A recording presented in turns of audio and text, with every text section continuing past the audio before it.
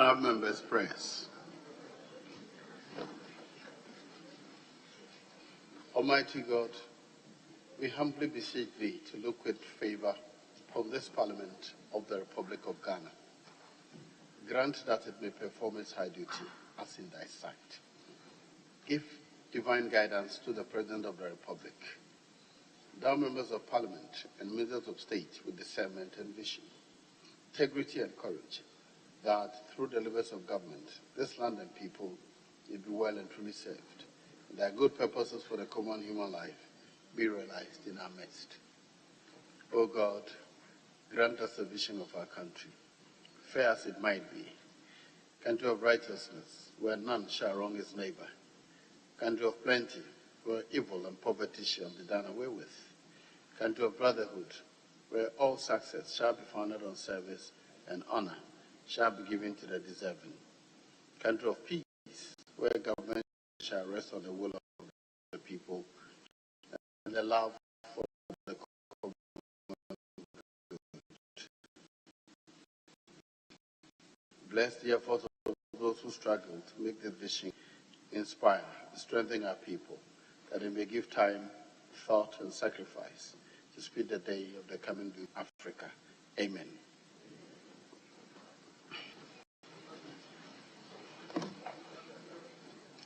And our members, we will start with the votes and proceedings. Shall consider the votes and proceedings 9 February 2023. Page 1, 2, page 3, page 4, page 5, page 6, page 7, page 8, page 9, page 10. Yes. Thank you, Right Honourable Speaker. Mr. Speaker, I was present yesterday where the records have captured me as being absent. Page 8, number 23, Jaja Yusuf Isaac. Very well. The table office will take Thank note you, and effect their correction. Yes, Honourable.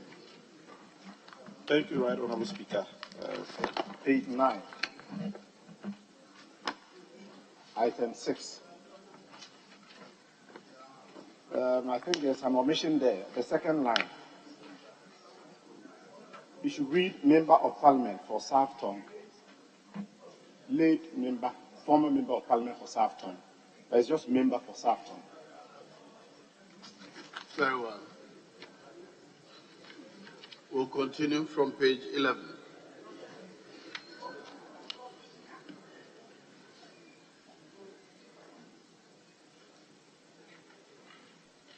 Page 12, page 13, page 14,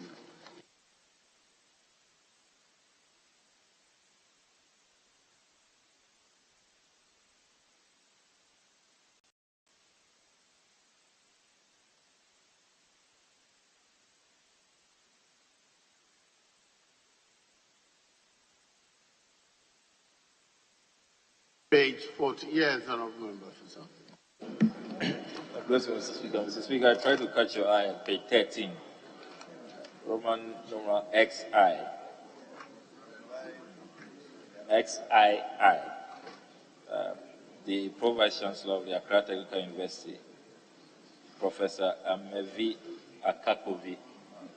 It should be a K, A-K-A, not a C. Akakovi. Thank you, Mr. Speaker. Table office should take notes and effect their correction. Page 14. Yes, Honourable Member for Kwadaso. Honourable Speaker, still on page 13, Roman numeral VIII, Mrs. Abinas of Jane Kroma. Her proper designation is Schedule Officer in charge of technical universities, not university, but plural universities. Thank you. Very well. The table office will effect the correction. Page 15. page 16, page 17, page 18, page 19, page 20. Yes, Kanasu. Honorable Speaker, on page 17, Roman numeral VIII, the same correction has to be made. Technical universities, not university. So the same correction has been made. Thank you.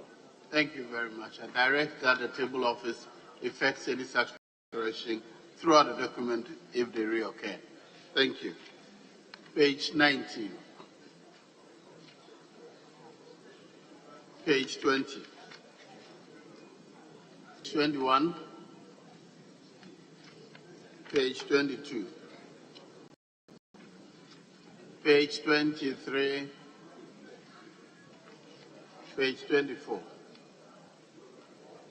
Page 25. Page 26. Page 27.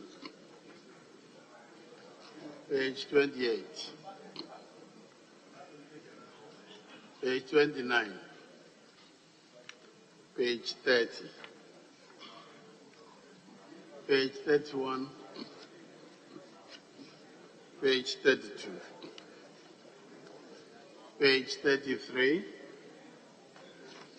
34. Page 35. Page 36. Page 37. Page 38. Page 39. Page 40. Yes. The Speaker, page 35. The name Mrs. Napaga Tia Sulemana. It is spelled Napaya, it's Napaga. Thank you. On which item, please? Which item on page 39?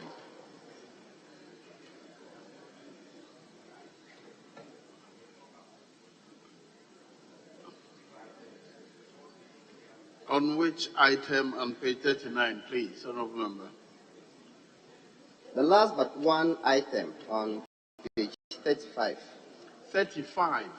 35. Oh, I had 39, so very well. Item XLIII.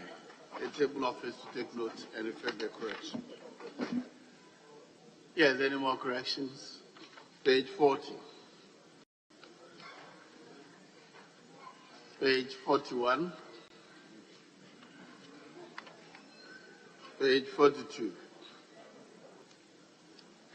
Page 43. Page 44.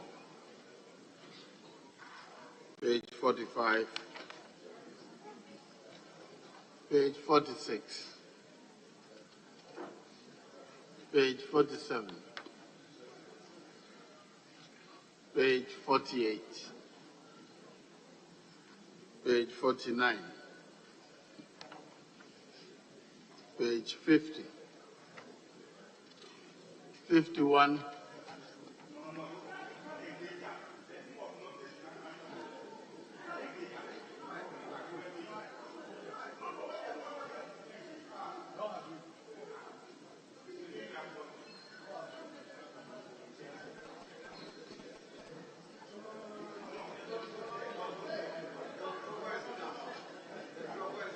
Can I have some order at the leadership table? I have not. Mr. Speaker, I'm sorry. Page 52. Page 53. Page 54. Page 55. Page 56. Page 57. Page 58. Page 59. Page 61. 62. 63. Finally, page 64. In the absence of any further corrections, the votes and proceedings of Thursday, February 9, 2023, as corrected, is hereby adopted as a true record of proceedings.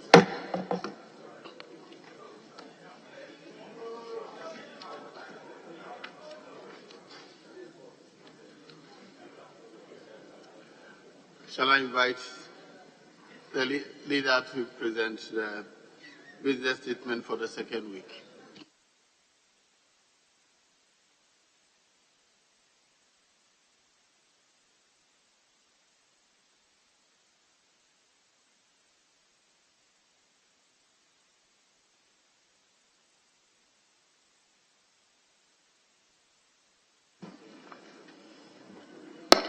Right Honourable Speaker, thank you for the opportunity. Mr. Speaker, the Business Committee met yesterday to agree on the business for the second week ending the 17th of February 2023. Mr. Speaker, it is our proposal that in total 38 questions be answered in the ensuing week, 1 urgent and 37 regular questions. And that, Mr. Speaker, can also, in accordance with Order 72, admit statements from members. Of course, Mr. Speaker, depending on the nature of government business, papers and affairs made to committees to do their work, and if there's any reports, committees may present their reports. And then, Mr. Speaker, if there is any motion to be debated, same can be done with consequential resolutions, if any, taken during the week. But, Mr. Speaker, we indicated that considering the volume of work, especially questions that have so far been filed, and the need to attend to all of these to enable members give the necessary feedback to their constituents, we urge all ministers to ensure punctuality and ensure that they get their responses to members on time. So we are appealing to ministers to liaise with the table office and schedule their time to make room for business in this House. Mr. Speaker, on the issue of the domestic debt exchange program, pursuant to your directive, we engaged the Minister of Finance, and we have his assurance to be here on Thursday, the 16th of February. Then, Mr. Speaker, the launch of the 30th anniversary of parliamentary democracy under the Fourth Republic. Right Honourable Speaker, members are aware that this year marks 30 years of parliamentary democracy since the inception of the Fourth Republic. In this regard, has embarked on a number of activities throughout the year to celebrate this monumental milestone. In view of this, the official launch of the 30 years of parliamentary democracy is scheduled to take place on Wednesday, 15 February 2023 at 9 a.m. The venue will be duly communicated, Mr. Speaker. Mr. Speaker, the order for the business in the ensuing week is attached, though not marked, but Mr. Speaker, it's a 7-page, it's an 8-page, Mr. Speaker, document which has been attached but unmarked. But Mr. Speaker, I would like to draw attention to question 1233 and 1234 standing in the name of Honorable Member for Keta.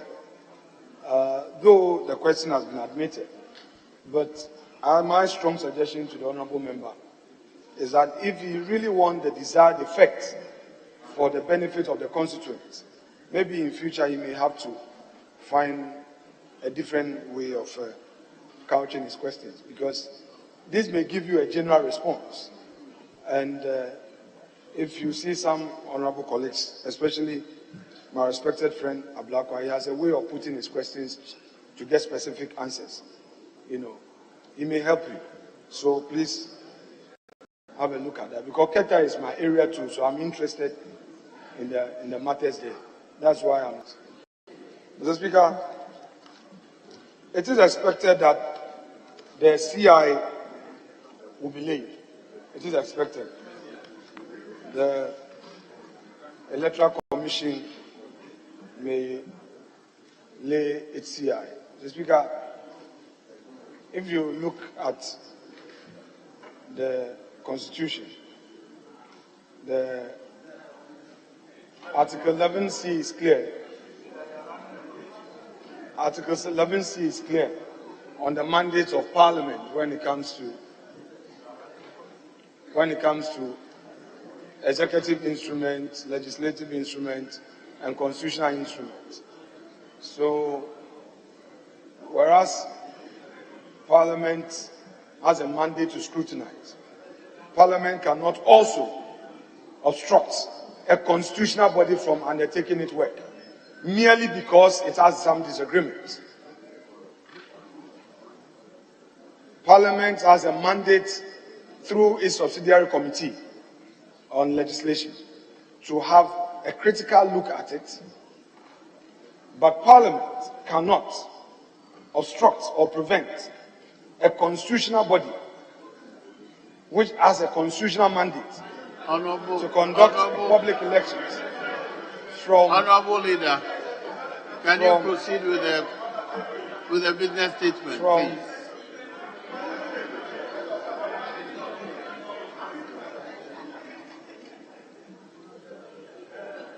So, Mr. Speaker, as a business committee, it is important that we highlight some important matters for members to appreciate. So, in presenting the business statement, these are matters I need to highlight. That we have our own bona fides as MPs, and the Constitution has also laid out certain provisions that we cannot do anything about. So, Mr. Speaker, these are the matters that I want to bring to the attention of the House. Mr. Speaker, having said this, I move that, subject to Order 162 and Order 53, this report be adopted. I thank you, Mr. Speaker. Yes, Honorable Minority Leader. Thank you, Mr. Speaker. Mr. Speaker, yesterday I attended the Business Committee meeting for the first time, together with the Honorable Amako Fibua, Honorable Kwame Abuja, and Honorable Ahmed. Mr. Speaker, at the meeting, and I have a copy of the draft Business Committee, the agenda that we discussed. Mr. Speaker, to my surprise,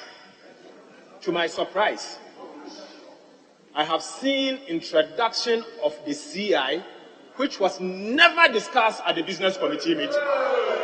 For the deputy majority leader, who did not attend Business Committee meeting, to stand here and to make a pronouncement that this was agreed upon.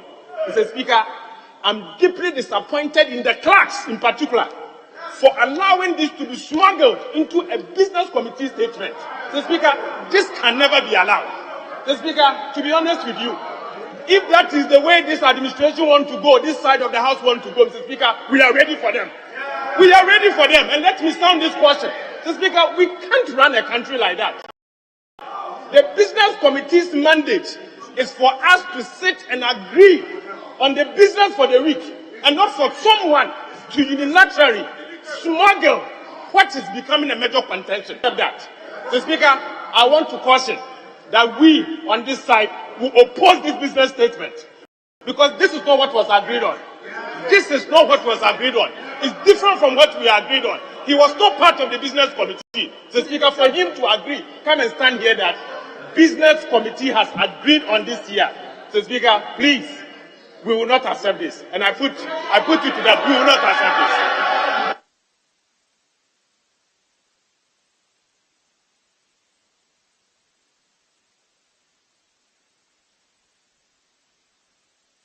Leader, you will respond. So kindly wait. Yes. Right, Honourable Speaker. I thank you for the opportunity to speak to the report as presented by my very respected Deputy Leader. Mr. Speaker, the first concern I have is this. Honourable Osei Mensah Bonsu did not attend the business committee meeting. So I am surprised he's the one who signed this report. That's my first concern. How did you sign a report at a meeting when you were not there at the meeting? So this report, I'm suspicious whether the signature is actually Honourable Chairman. The person who chaired the meeting was Honourable Arnold Dompre, the respected majority chief whip. Unfortunately, he's also not here. Mr. Speaker, the three of us here are new. What my leader said on the day of his maiden speech was that we will cooperate counterparts as much as possible to make sure government business goes on. But Mr. Speaker, little did we know that we cannot trust our colleagues. If we attended a business committee meeting, went through page by page as approved things, only to wake up on the day to see items which were not even part of the draft report to come here, Mr. Speaker, this is very serious. Before we proceed further, two things I want to be clear on. Which particular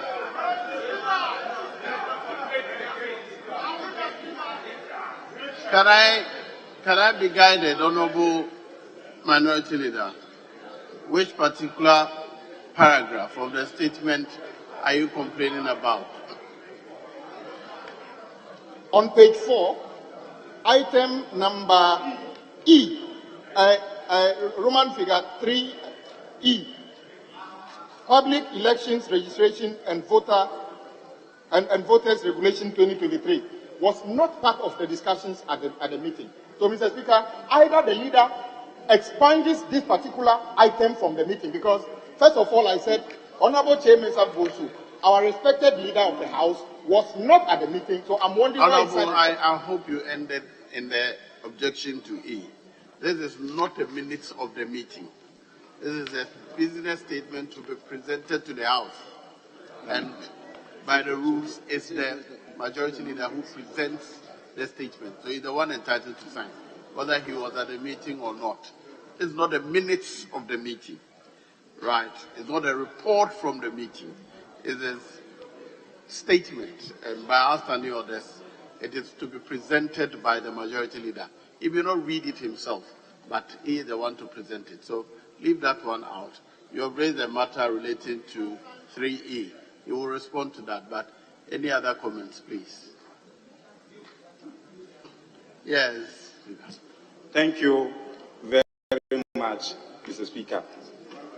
Mr. Speaker, with respect, I want to refer you to Order 1601. With your permission, there shall be a business committee consisting of 20 members and composed of the majority leader as chairman, the chief whips of the parliamentary parties, and other members.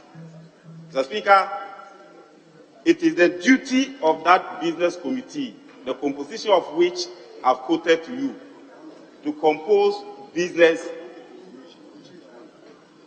to be done in the week. Mr. Speaker, after referring you to Order 16011, I come 1602. It shall be the function of the business committee, subject to Order 53, Order of Business, to determine the business of each sitting and the order in which it shall be taken. Mr. Speaker, your business committee met yesterday. And that business committee, even though the majority leader and leader of government business is the chairman of the business committee, he was not there. And Mr. Speaker, the report of the business committee, which was decided upon, is the one the Honorable Majority Chief Whip has quoted to you. Mr. Speaker, how come that the chairman who was not present at the meeting will generate a report which will be different from the report that was adopted at the business committee? Mr. Speaker, how can this be possible? And Mr. Speaker,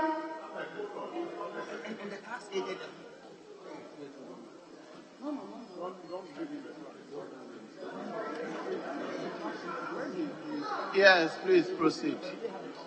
Mr. Speaker, I've quoted to you Order 1601, which talks about the existence of a business committee. And I went further to refer you to Order 1602, which has stated the functions of the business committee, and which has stated that it shall be the function of that business committee to determine business for each sitting and for each week. Mr. Speaker, the business committee sat yesterday. It was chaired by the majority chief. The majority leader, who is the leader of government business, was not there. The majority chief presided or chaired over the business committee meeting. The deputy majority leader was also not there. And Mr. Speaker, the committee adopted a report which we are presenting to the House this morning. And Mr. Speaker, may I refer you to Standing Order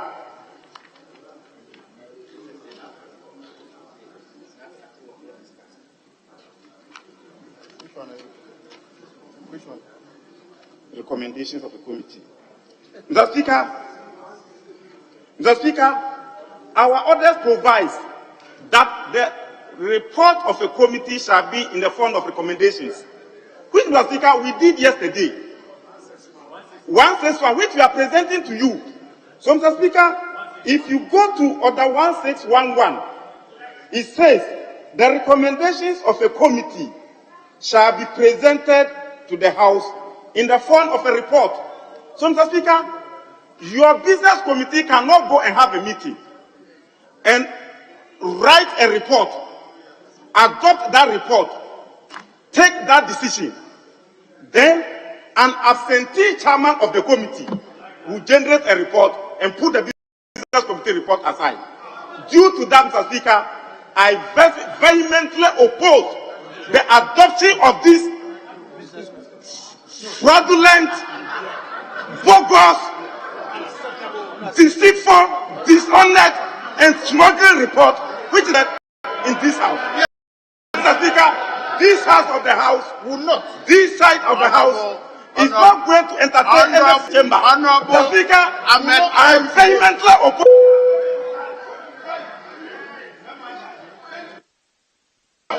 We don't do deference to you. We do deference to you. A leader should set a good example. There are the things you say outside in platform, but to use words like deceitful, dishonest against, it's unacceptable.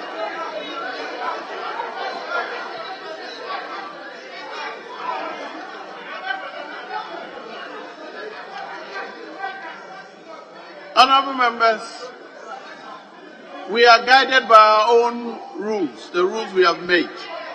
And offensive words are not admissible on the floor of the House. And the leader should be a good example. Avoid using words which are not acceptable. And be shouting as if you're quarreling on a radio station. That is most unbecoming of a leader. With due deference to you, whatever you want to say, there's nothing new I've added to what the two leaders have said. But you only added insults. And I think that is most unbecoming of a leader. Yep.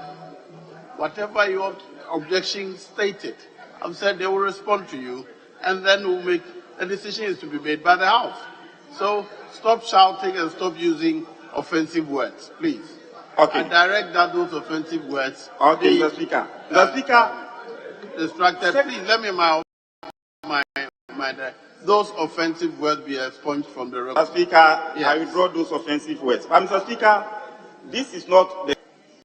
Mr. Speaker, you recall that this CI was being worked upon before last session. Mr. Speaker, during the recess, Mr. Speaker, this side of the House did a reshuffle of our front bench. And Mr. Speaker, when the honorable member who chaired the meeting yesterday was asked about the reshuffle, his statement was that, we will use this period to smuggle in or to push through the CI. So, Mr. Speaker, the first day I came for business committee, Mr. Speaker, that was on the 7th. Mr. Speaker, and true to his word, Mr. Speaker, true to his word. Let me finish. Mr. Speaker, true to his word, the first day on the 7th of Monday, when they were presenting a business committee report to the business committee, the Honorable Delasua was there. Mangood Sef, I was there. Honorable Eric Afo was there. And Honorable Dresley. Mr. Speaker, we were 4 on our side and there were 2 on their side. This CI was put there. Then I asked him a question. Chairman of Business Committee, and that was last week, expunge this CI from the business statement before we proceed. Because you are in leadership together with me. The Speaker of Parliament, Right Honorable Abankins Osmani Bagwin, gave a directive on the floor that the Electoral Commission should come and brief the Speaker and leadership. Entirely because the CI contains things that can be recipe for disorder in the chamber. And in the country. So, in the country. And it's a threat to our democracy. Yes. So if they want to proceed, he has to come and meet the speakership with leadership, meet the caucuses and the necessary committees, brief us and carry us along. Mr. Speaker, that briefing has never taken place. I'm in leadership, you are all in. Put that one aside. Mr. Speaker, you remember this side of the House was pushing for the presence of the Electoral Commission to come and brief members of this House.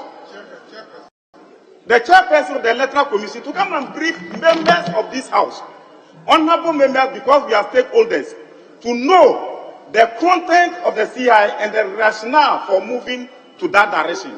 Mr. Speaker, that meeting never took place. Mr. Speaker, the House had a roadmap. We pushed for the National Identification Authority people to come and brief this House. The chairman of the Electoral Commission went to brief the Special Budget Committee. The conclusion was that let the NIA report be taken in the House for members to take input. Let the report of the meeting with the special chairman of the Electoral Commission be taking place so that there will be a report. Mr. Speaker, as I speak to you, have we taken those reports? Have those reports been presented in this House? Have members been given the opportunity to make their input? Mr. Speaker, those things have not taken place. The briefing of the chair has not taken place. The pre-laying and all those things have not taken place. We are in leadership. So if we come, last week, you yourself saw wisdom in what we said. You took it out. Today, this week, we went for committee meeting. It was absent. Today, you are inserting it through the back door. Mr. Speaker, we should not joke with the fragile peace and the democracy that we are enjoying. And we vehemently oppose the adoption of this report. Mr. Speaker, that the report, without the removal of that item which never appeared in the business committee, which was never part of the decision taken there, which was never part of the recommendation for putting aside the adopted business committee report and adopting a new business committee report generated from somewhere, Mr. Speaker, will not do this our democracy any good. I so submit. Yes, Honorable Leader.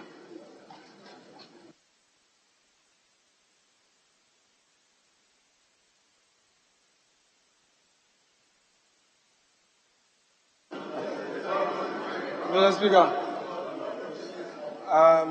first of all, when the minority leader was on his feet, after stating his objections, he concluded by saying that he's putting it to us. He said, I put it to you that we are rejecting this. I put it to you. So you are putting it to us that your mere disagreement is your mere disagreement. You see, Mr. Speaker, when they were shouting, everybody here kept quiet. This is one thing that gives you a negative marks. This is the minus about you guys. This is your only minus. Very intolerant here talking about democracy.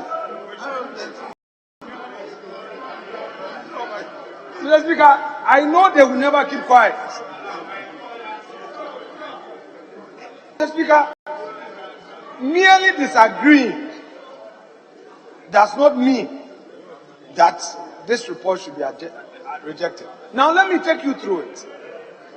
You see, my respected colleague, Honorable Ahmed Ibrahim, quoted on the 160 and 161. I rely on the same provisions to put across this point that the Business Committee's report is merely an indication of what is supposed to be undertaken in the ensuing week. As a House, this is one motion that it does not need to be seconded. This is one motion that it does not require a resolution of the House, if you don't know. Two, its adoption is at the discretion of Mr. Speaker. Its adoption is at the discretion of Mr. Speaker. And I may want to read to you what Order 160 says. Though you quoted it, but perhaps you have not read it in extenso.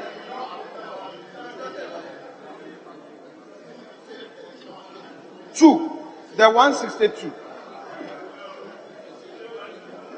It shall be the function of the committee, subject to Order 153, to determine the business of each sitting and the order in which it shall be taken, provided that the powers of the committee shall be without prejudice to the power of Mr. Speaker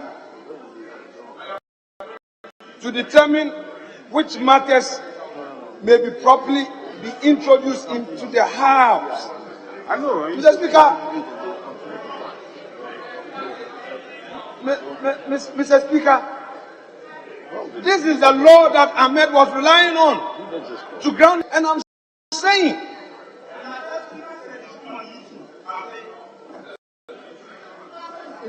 we cannot have a democracy if you continue with this posture. Mr. Speaker, so whatever we have here is indicative of what is expected to be done. Mr. Speaker, there's a difference between a business committee's report and another paper. You can rush to the rooftop and shout if you see it on another paper when you have not been engaged.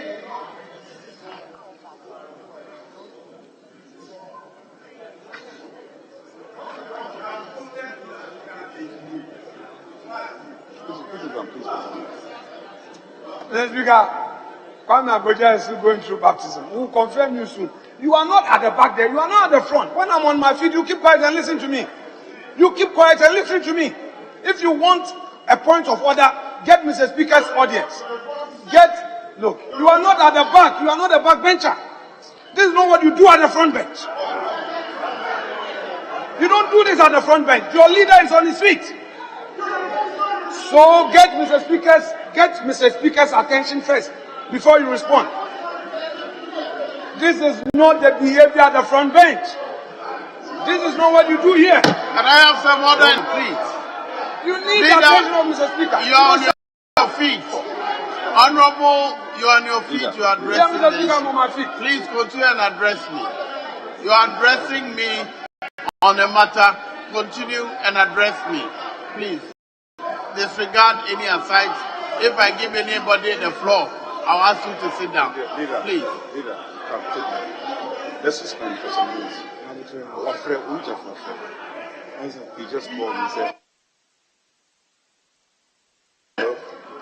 Mr.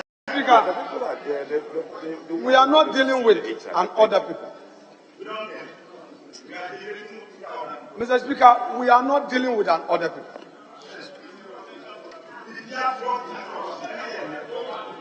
Mr. Speaker, we are dealing with a business committee report. Mr. Speaker,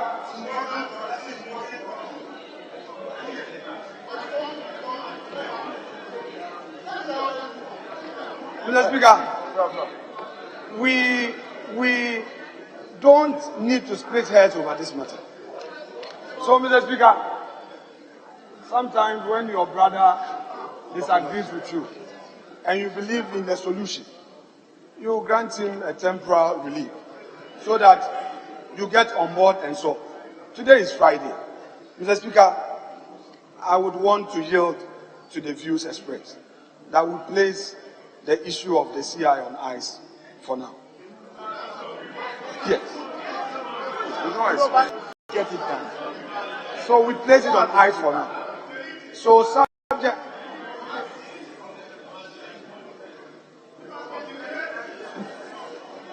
Mr. Speaker, when you want to agree with them too, it's a matter.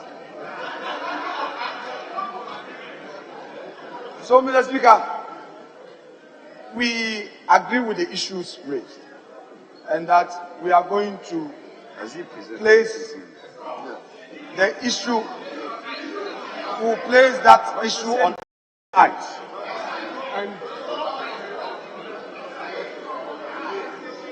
And then, Mr. Speaker, as per minority leader submission, the majority leader had indicated to him that we would engage. Yes, sir. So, subject to the outcome of the engagement, we may have a supplementary,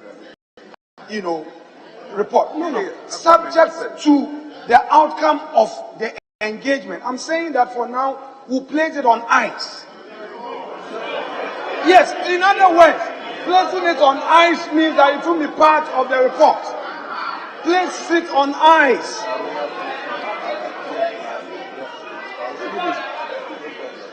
So, Mr. Speaker, we are placing that matter on ice so that we can proceed with the report. And then, Mr. Speaker, as indicated by the majority leader, which indication minority leader has confirmed, we will engage and come to some, then we proceed on the matter. Mr. Speaker, I do not think that it is also proper to make certain statements, especially when these matters are trivial. Other than that, Mr. Speaker, we may be coming here and we may be quoting ourselves on matters that are not meant for public consumption. Mr. Speaker, Honorable Ahmed Ibrahim has been in leadership for long, and I pray that in future, matters that have been discussed, okay, which discussion, no, what you said about the majority chief whip, that he said, no, please, Ahmed, let's make some progress. It's not appropriate for you to say that for the record. He has never said that in Parliament. So please, Ahmed, it's our duty to guide the House, guide Mrs. Speaker, assist him. Please, let not be said by you any longer. Mr. Speaker, again, I respect. the majority leaders think that we will deal with business statement as a business statement. But the first meeting is the leaders themselves who are disrespecting everything we agreed upon. It makes it difficult for me to regulate the House, because the Speaker leaders who agreed with me how it should go are the first set of people disregarding all the things we agreed upon. I find that very distasteful. And if leaders will not assist the chair to regulate the meetings, we can have no proper business. Please conclude and let's proceed. So, Mr. Speaker, I would want to plead with my colleagues on the other side that just as the business committee, for the time being, has accommodated the majority chief whip, the deputy minority leader, and the minority leader to sit in business committee, though officially we have no reconstituted committees. If we want to go in the stricter sense of raising issues of procedure and law, maybe we will say that we will not make progress. So I'll plead with them. We are accommodating each other, not strictly on procedure, but for the House to function and function effectively. So, Mr. Speaker, I will plead again that when there are such issues, let's discuss it. And as Mr. Speaker said, we are to assist him. And if the front bench is splitting heads, what will become of those our followers? Should we say we will not allow the three to sit at business committee meeting? Yet they have been sitting and contributing. Is it part of our rules? Have we reconstituted a committee? Does that mean that whatever we did is illegal? Does that mean that whatever we did was illegal? They participated. So please, please, there must always be a give and take. But we on this side, Mr. Speaker, in conclusion, agree to place the matter, it's not to expunge it, place the matter on ice. Mr. Speaker, unless they want a Shiloh victory, please let's make progress. I'm saying that we are placing it on ice, subject to the indication by the majority leader to engage. You said so. To engage you. Based on the outcome of that engagement, we'll take a decision on the CI. That's it. Mr. Speaker, I submit without more. Yes, leader, do you have any other matter on the business? Thank you, Mr. Speaker. Mr. Speaker, first, it is obvious that the business statement that was presented does not reflect the business statement we agreed on at the business committee meeting. Second, Mr. Speaker, when I inquired from the clerks, I was informed that the leader called them on phone for them to add the CI to the business statement. Mr. Speaker, that is not the way we work. Mr. Speaker, the leader cannot call the clerks and insert things that are not this committee agenda. That is wrong. And I'm surprised that the clerks also obey. Mr. Speaker, I want to say this. Our colleagues have not dealt with us in good faith. What was agreed is not what is reflecting here. And if that is the way they are going to go, cooperation will suffer, certainly. And if you really want to work with us, Mr. Speaker, please, and please again, work with us in good faith. Your conduct this morning has taught us the way to work with you. And we will do just that going forward. Mr. Speaker, I can also not agree that this matter should be put on ice. It was not part of the business committee meeting. And so, Mr. Speaker, he moved that this should be adopted. The only thing we will agree here and now is when he moves another motion that page 4, item III, delete. If you delete it from the business committee for this week, Mr. Speaker, we will agree to it. Mr. Speaker, my suggestion is that they should simply delete it and let's engage properly on this matter before you bring it here. Mr. Speaker, please,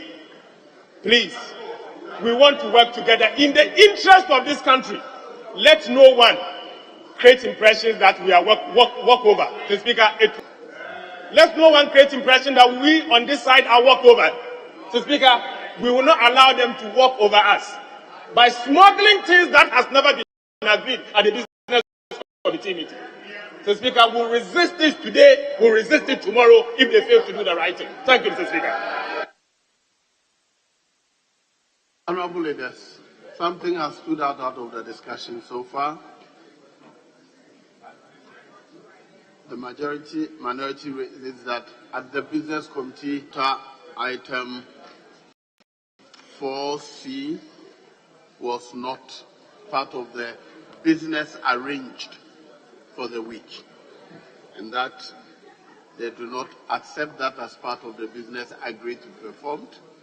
The majority deputy leader says, yes, it was intended that it will be discussed before it is presented.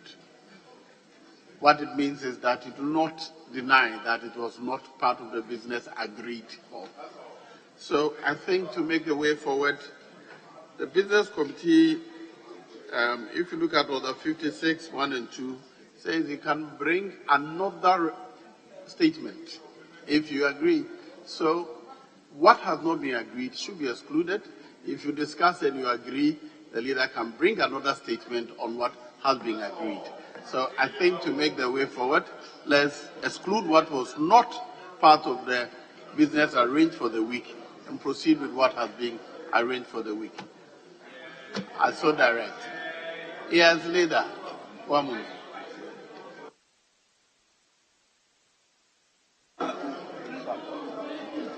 Mr. Speaker, I'm in agreement with, you want to say something? You want to say something?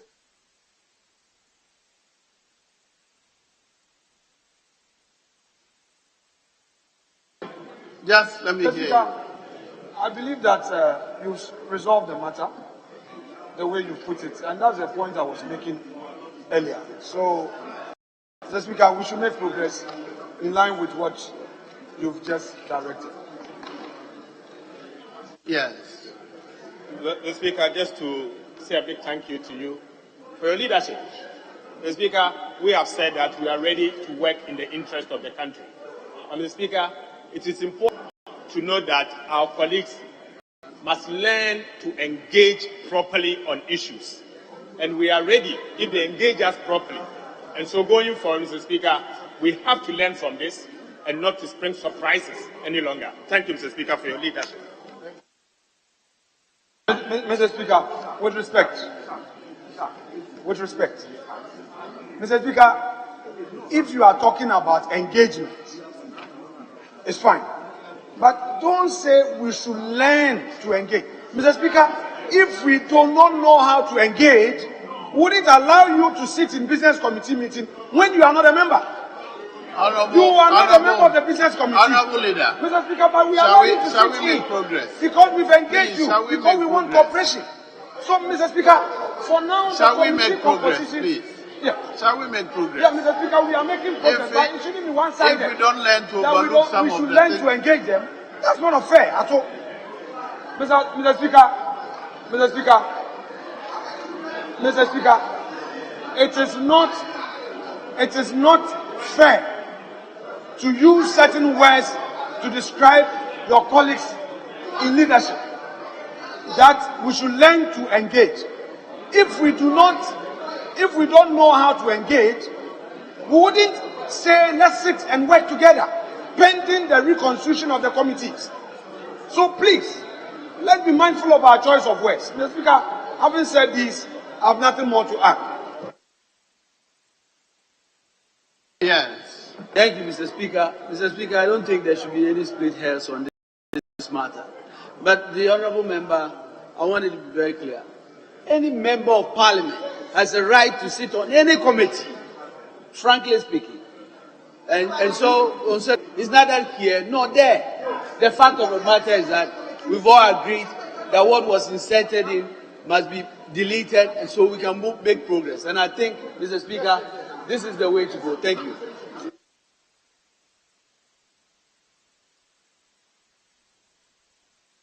If the leaders are done, I can proceed. Very well. Any more comments? Then please, the comments should be on the business statement. We agreed.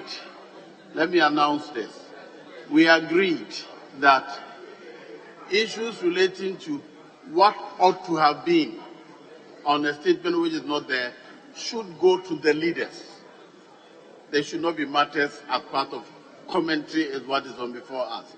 If you think that something has been left out, tell your leaders who are members of the committee.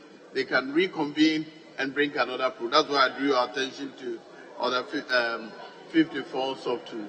So please, the committee should be on what is before us. Thank you. Yes, Honorable, I'll come to you. I'm grateful, Mr. Speaker. Mr. Speaker, my comment on the business statement is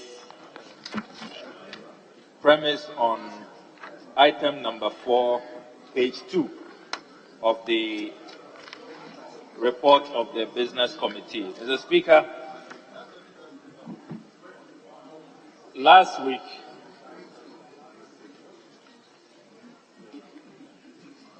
no, pardon me, Mr. Speaker, it was on Tuesday this week,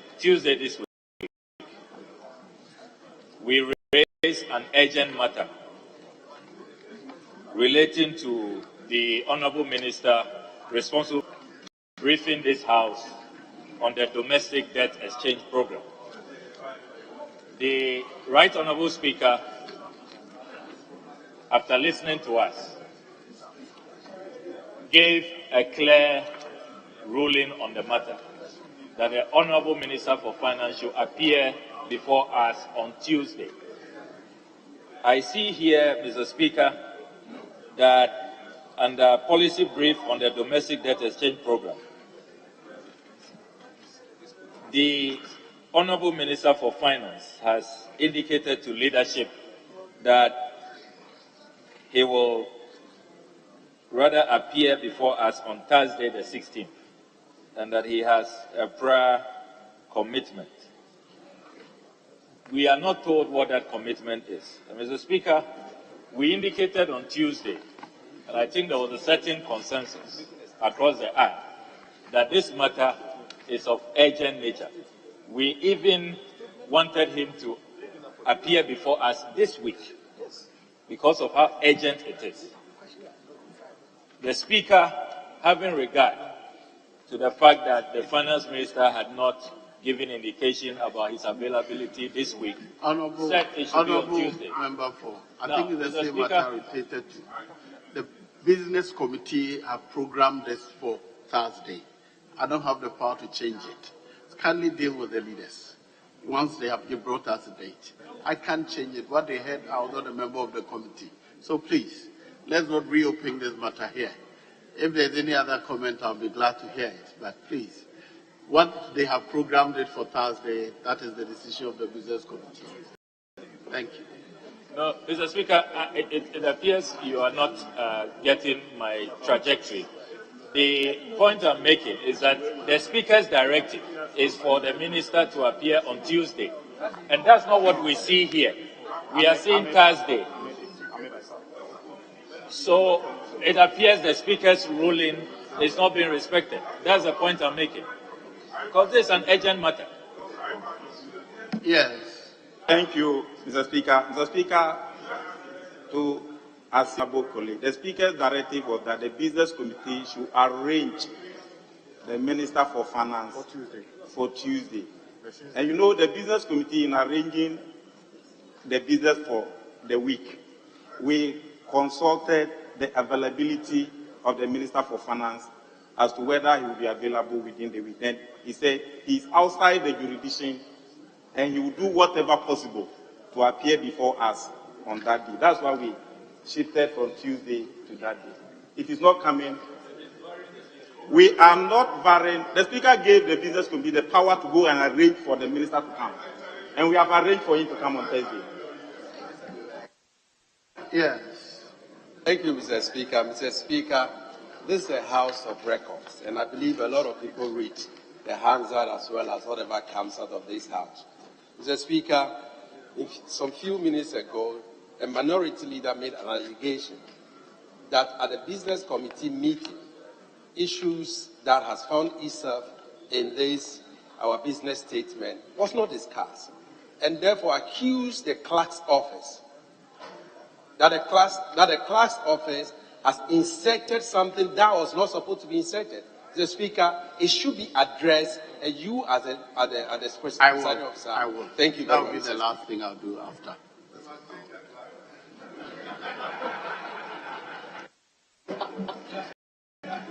Mr. Speaker, thank you for the opportunity. Not you.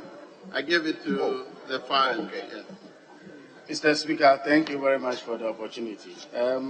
Mr. Speaker, reading the business statement to the House, my respected leader made mention of attribute some activity to my question, and then which intend imputing my ability of asking questions at the floor of the Parliament. Mr. Speaker, as we all know, when you ask questions, it passes through a procedure and be accepted by the Speaker before it comes to the order paper, before we ask the question. But in my constituents get hold of this, it will feel like I don't know how to ask questions, and I think it's imputing my integrity, and I don't want that to, because one of the questions is asking about erecting marks for a community, and one is asking about rural telephony. So there are two different questions.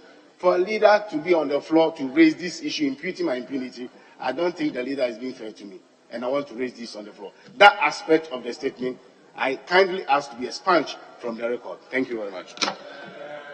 You're right. The leader was not entitled to comment on your question.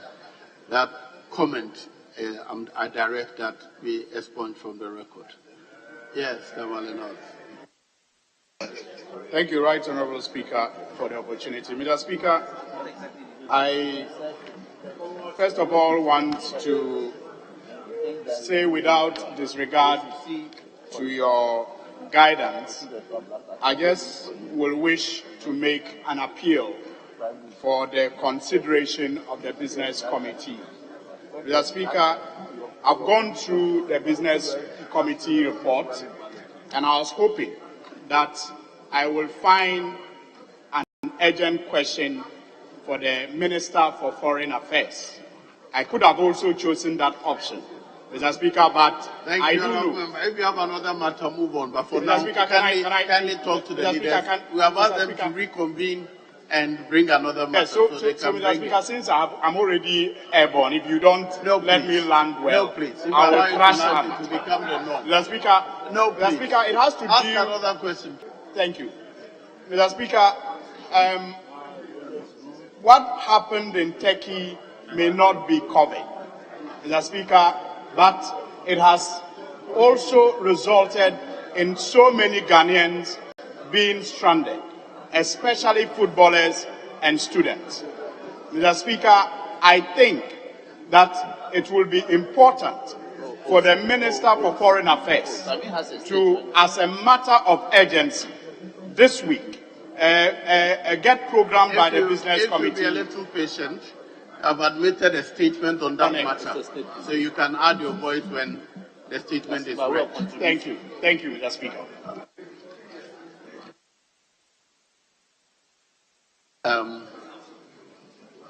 The business statement, excluding the reference to the laying of EI, that is item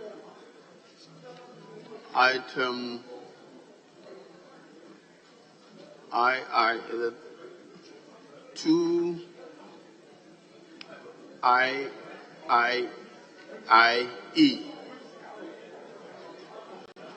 Yes, Honorable, do you want to comment on the business? But I was going to bring a conclusion on the matter. Mr. Speaker, not really to comment, except as I was monitoring, even though we are at a board meeting, just to indicate that nothing has been done in bad faith. Really, the CIA was supposed to come this week, but we stood it down because we needed to engage when the dust has settled on the leadership matter.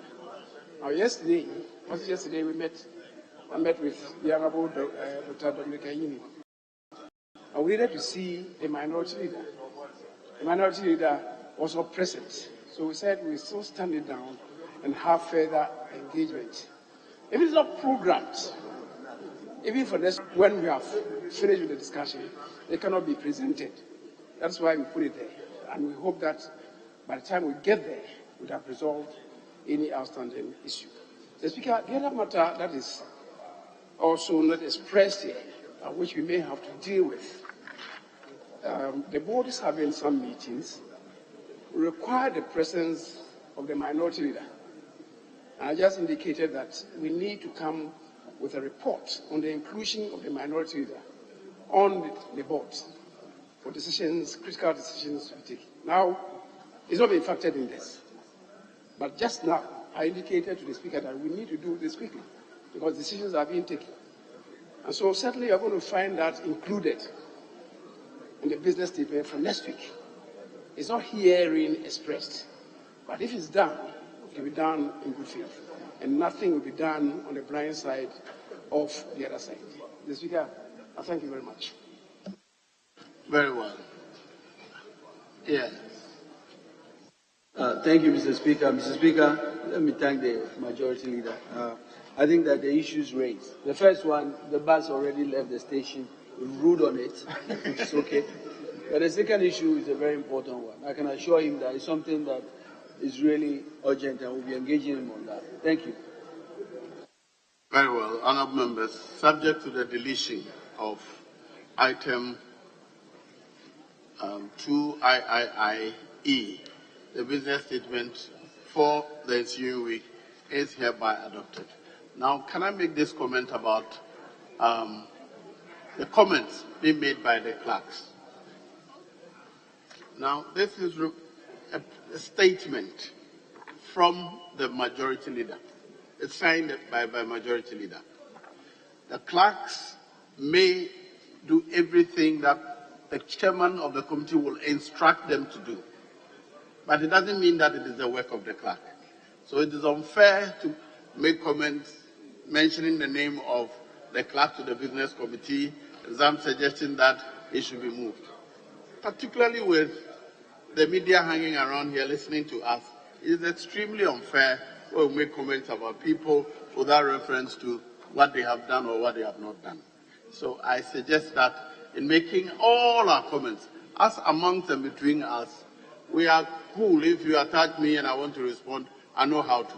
But they are not permitted to get involved in the things you do. So I encourage us to stop bringing in the clerks. They work to our instructions. If there are errors, the error of the chairman or the members of the committee and not the clerks. Thank you very much. Having said that, the Speaker, leaders, I want to draw our attention to something, a publication in the newspaper called Informer. Yes. I don't know who is the editor, but he said something and alludes that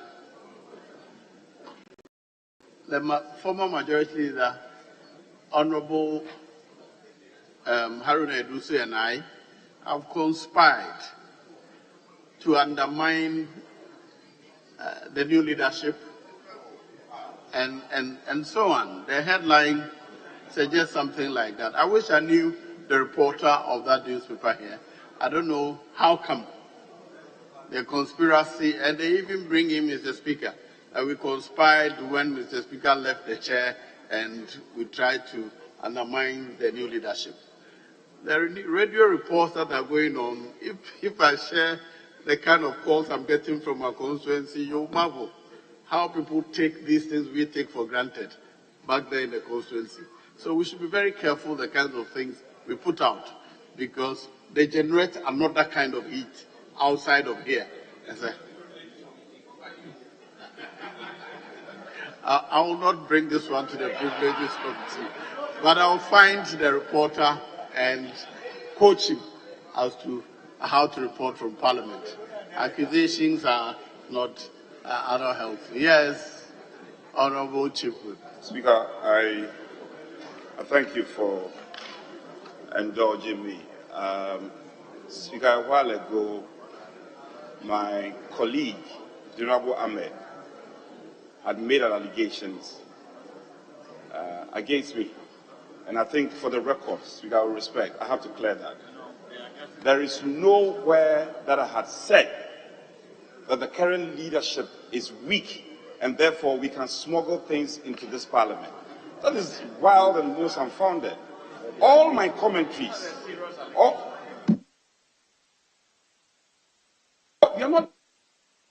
my commentaries have sought to show deference and respect to the current leadership, particularly the minority leader.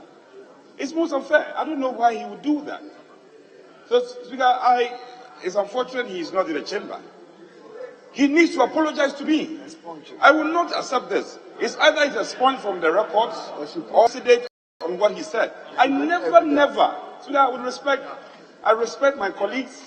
We work as a team. I have never said anything close to that. It's most unfortunate. No, but he said it. Why would the Honorable Ahmed make such allegations against my personality? I've never said anything like that. And so I take strong exceptions to it. It's either the matter, the allegations are sponged from the records, or he must come and explain. He must come and elucidate on that allegation. It's most unfair. Very well. Yes. Right Honourable Speaker, I thank you for commenting on a reportage in sections of the media regarding what happened on the floor yesterday. Let me read out the headline again. The Herald. Bitter Haruna Idrisu lies against new leadership, minority leadership, new minority leadership. Video and pictures expose political mischief planned with first Deputy Speaker in Babin's absence. That is the headline, and he puts my photograph there. I don't know how I come into any such thing, either. So now you may make your comment. Honourable Speaker, indeed, since Monday, there have been various publications on social media and in the media that sought to create wrong impressions as to what happens in this House. Indeed, one of our colleagues from the other side, a deputy minister, is on record to have organized a press conference and suggested that the members of the Northern Region Caucus are reliably informed that our side of the House attempted locking out our respected former leader out of his office. Mr. Speaker, that one we met the honourable member and he apologized that he was just doing politics. So we left it there. I think the same time, a publication about the fact that our colleagues have been taking off 7 committees. Mr. Speaker, is in line with exactly what you are saying. Mr. Speaker, you can obviously see that we have made decent provision for our respected former leader and a member of Parliament for Tamale South, Honorable Haruna Idrisu, exactly where I'm told even Honorable former leader, Honorable Papa Owusu Nkrumah used to sit. So it is not true that we haven't made any provision for Honorable Haruna. That is his seat and everybody can see it. Mr. Speaker, I sympathize with you, but that is just one occasion. You have to sympathize with her because on 3 occasions we have been suggested to have done things that I have endured a lot more previously. Thank you very much, Mr. Speaker. I agree with you that sadly the reportage does not come from the parliamentary press corps. The people reporting these things do not come from the pool of the very professional parliamentary press corps we have. So indeed, maybe we need to reach out beyond the parliamentary press corps to educate people as to how transitions go on in Parliament. And together we can carry the country along. Mr. Speaker, I thank you for making the comment, and we can work together to make this work better for all of us. Thank you, Mr. Speaker. Very well. I think we shall proceed. Yes, Leader. Mr. Speaker, just to follow the newly baptized minority chief whip. Mr. Speaker, I think what I would say to it is that members of Parliament in particular should refrain from attacking one another, especially when it is not based or predicated on any useful information. I've also been at the back of the gun from colleagues on the other side. Oh, Chairman also is not working to bring the House together. And yet the record is there. For me, working closely with the leadership, especially the minority leader. When you work closely with the minority leader, then the minority leader has sold out to the majority. And we have members from the other side or members of this House speaking to it. It's not good enough to building parliamentary democracy. A majority leader necessarily must work with the minority. And I'm expanding the frontiers. I keep saying that I was never invited to the office of any former majority leader. Should the status quo remain? No. Especially at this time. And even when we were 169, these steps were initiated to build bridges because the House does not belong to the majority caucus. Regardless of the numbers, it belongs to all of us. We must all pull together. Mr. Speaker, let me rest the case there.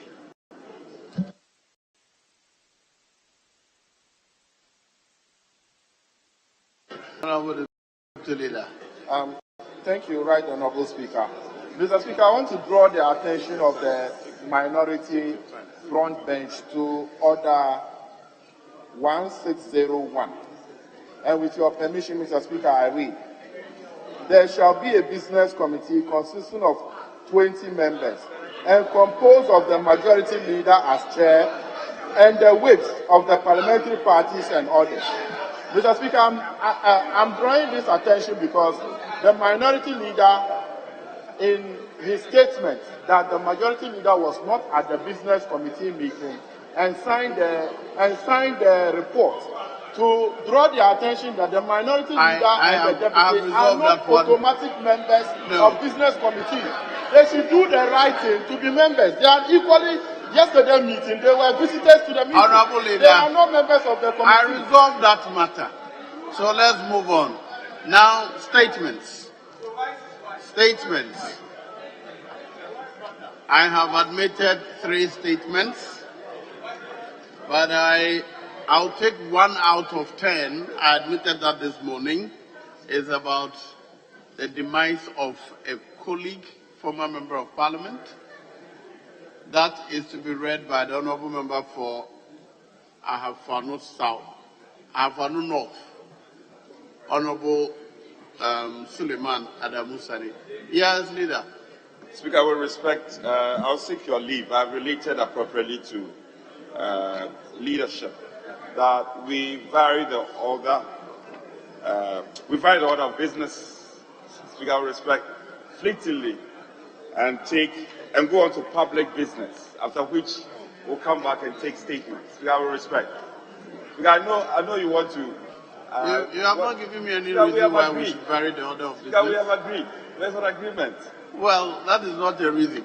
There's an agreement. You have agreed with him, but that's no reason why we should vary the order of business. I think that we should listen to the statements relating to particularly our former colleague. I entered Parliament with him, sitting at that end, speaking American language to the charging of Madam Speaker at the time. So I insist that we proceed. I will defer to you on any day. Speaker, such that the motions are critical, and hence I am entreating and making pleadings to you that we vary the order of business and take these motions, after which we can take the statement. So that they are of urgent nature.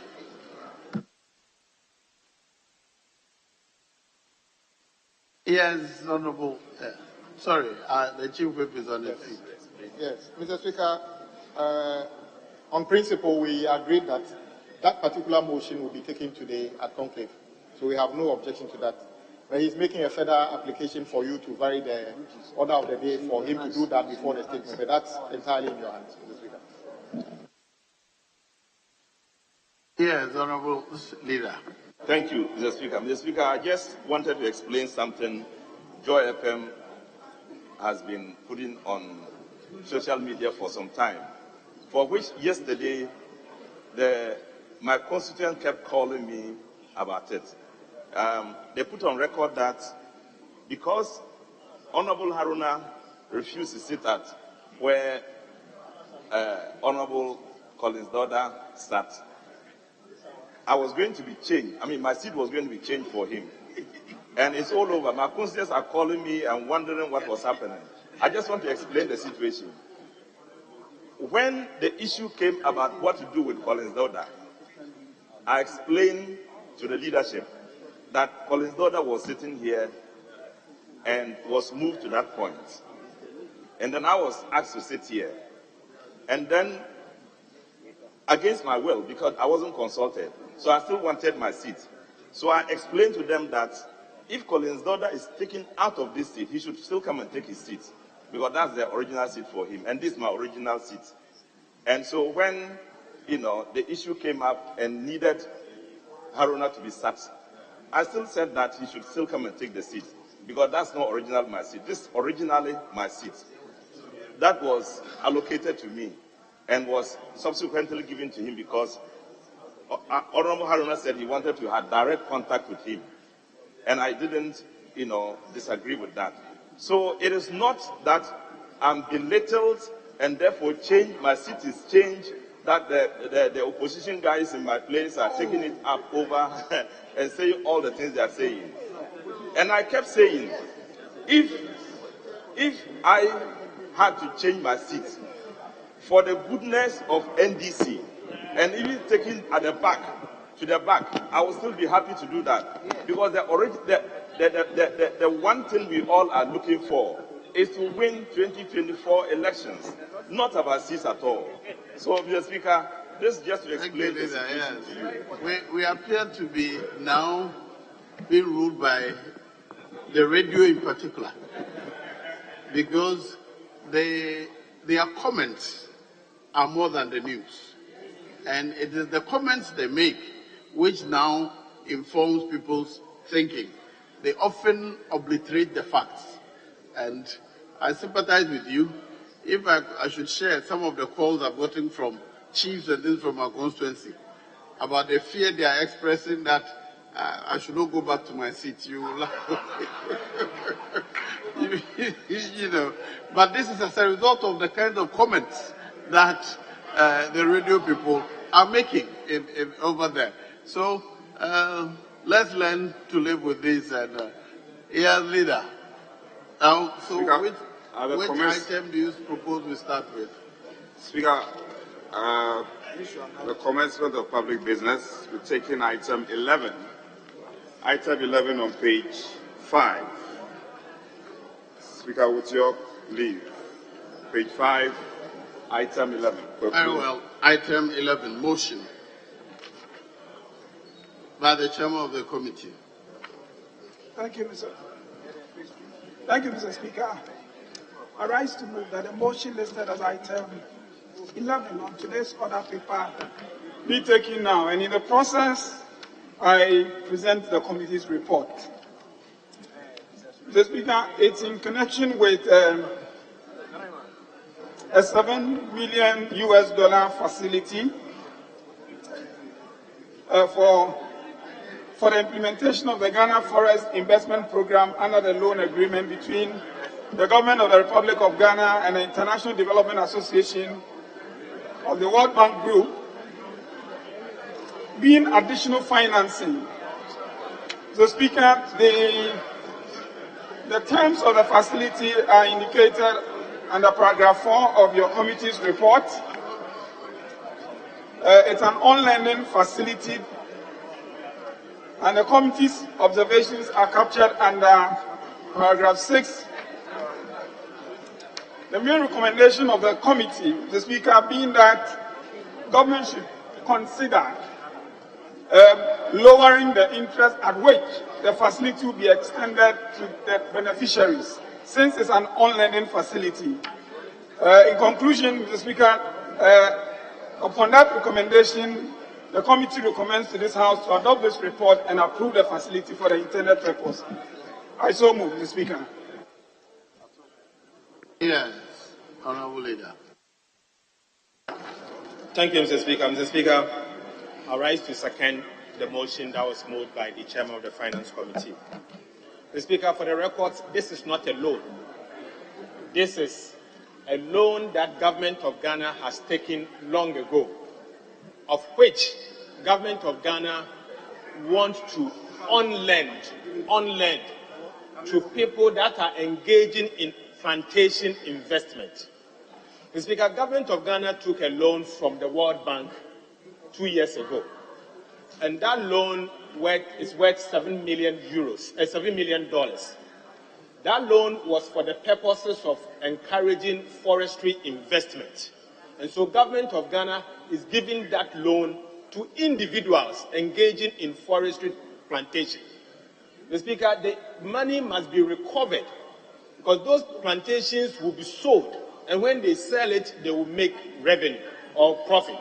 And so government has a responsibility in ensuring that we get the money back. And in doing so, the government has decided to unlend this amount to the individuals that are going to benefit from that very loan that government took some years ago. Mr. Speaker, I think it's laudable. I believe that state agencies and individuals that benefit from the loans that the country contracts must be made to repay these loans back, so that in future, when times arise that we have to repay this loan, we can have those money back to repay. So, Mr. Speaker, we can avoid the current situation that we are not able to repay our loans. And now we have to go through domestic debt restructuring and external debt restructuring and all of that. I think it is something that we should learn from. And deepen the on-lending principles, particularly the policy. Mr. Speaker, I urge the Ministry of Finance to bring a policy to this House for approval on on-lending, Mr. Speaker, because that is what countries do. When you take a loan, you should have a mechanism to repay back these loans. Unlike in the past, when we take a loan, the individuals take the loan and they don't repay back, and it becomes the burden of the taxpayer. Mr. Speaker, clearly what is happening is giving us an opportunity to depart from what we used to do in the past. And so, Mr. Speaker, I think it's something that we should all support and encourage those that are going to benefit or have already benefited from the $7 million to repay this loan, so that in future, that money can be used as a revolving fund for others to also benefit from the tree plantation. Thank you, Mr. Speaker. Yes. Speaker, I rise to speak in support of the motion and commend the respected minority leader speaking to the truth, the trust of what this facility is seeking to do. And Speaker particularly mentioned the fact that globally concerns about deforestation, climate change, and the rise in temperature, this has an incidence and interface with this facility. And therefore, one will have to commend government for such an intervention, particularly where ultimately it will play positively into the RED Plus concept and the carbon trade. And then Ghana as a country can rake in billions of dollars when we have all our forests covered, developed, and then the carbon trade concept, Ghana can take a full advantage of it. So it's very refreshing, and I can only commend the Finance Committee for a good work done. Speaker, I encourage members to support the adoption of this report. I thank you. At the conclusion of the debate, all in favor of the motion, say aye. All against, say no. The ayes have it. The motion is carried. Now I'll move to item 12, the resolution by the Honourable Minister for Finance. Yes, Leader. Speaker, if I may seek your leave for it to be done by the dutiful Deputy Minister of Finance. Yes. Mr. Speaker, we don't have any objection to that, but we always encourage our colleague. Just tell us where the substantive minister is. then you can go ahead and make an application for the deputy. Yes, the deputy is diligent, is our colleague, but she's not the minister. So tell us where the finance minister is, then we can give you a line or two to tell us where she is. Speaker, with respect, I almost assume my colleagues are carried along. The finance minister is out of jurisdiction. It's the reason why we had to change the day he has to come and brief the House on the debt exchange. So I thought you being leadership, you know about it, but forgive me, he's out of jurisdiction. Yes, Honorable Deputy Minister. Hey. Mr. Speaker, I beg to move that the resolution captured as item 12 on pages 6 and 7 of today's order paper be adopted now. I so move, Mr. Speaker. Honorable members, yes, who is seconding the motion? Speaker, I rise to second the motion. Honorable members, the motion to adopt the resolution number 12 on page 6 and 7 of today's order paper has been moved and seconded. All in favor of the House adopting the motion, say aye. All against, say no. The ayes have it. This House has adopted the resolution number 12 at page 6 and 7 of today's order paper. Item 13, motion. Yes, Honorable Chairman. Thank you, Mr. Speaker. I rise to move that the motion listed as item 13 on today's order paper be moved, and in the process submit your committee's report. Mr. Speaker, is in respect of waiver of import duty, import debt fund levy, import NHIL, import VAT, EXIM levy, special import levy, and COVID-19 levy amounting to the Ghana cedi equivalent of some 13,318,745 euros. Mr. Speaker, your committee met with officials from Finance, Ministry of Finance, and the relevant agencies, and recommends to this House to approve the request. But the committee is really requesting an amount of 12,872,242 euros to be approved. So, Speaker, the reason for the amendment to the figure is because, in accordance with the new tax regime, tax exemptions regime, the committee noted that COVID-19 levy should not have been included in the request.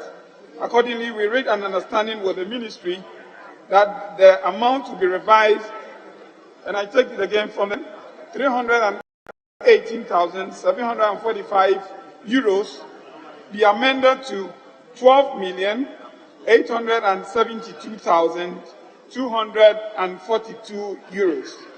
Mr. Speaker, with this recommendation for amendment, the committee respectfully invites this House to approve this request for waiver so that the benefit would accrue to the people of the country. I so move, Mr. Speaker. Yes. The honourable member for Bolga. Bolga East or West? Bolga Central. Very well. Thank you very much, Mr. Speaker. Mr. Speaker, I rise to second the motion. But, Mr. Speaker, in doing so, I would like to make the point that we are very supportive of any effort to improve our health infrastructure. But the challenge we have now with this particular arrangement is that, as at the time we were considering this transaction, Ghana had not yet started the debt exchange program. And this facility was approved on the 12th April 2019. And we are not quite sure what is the status of drawdown of this facility and whether this facility will not be subject to the debt restructuring that is already ongoing.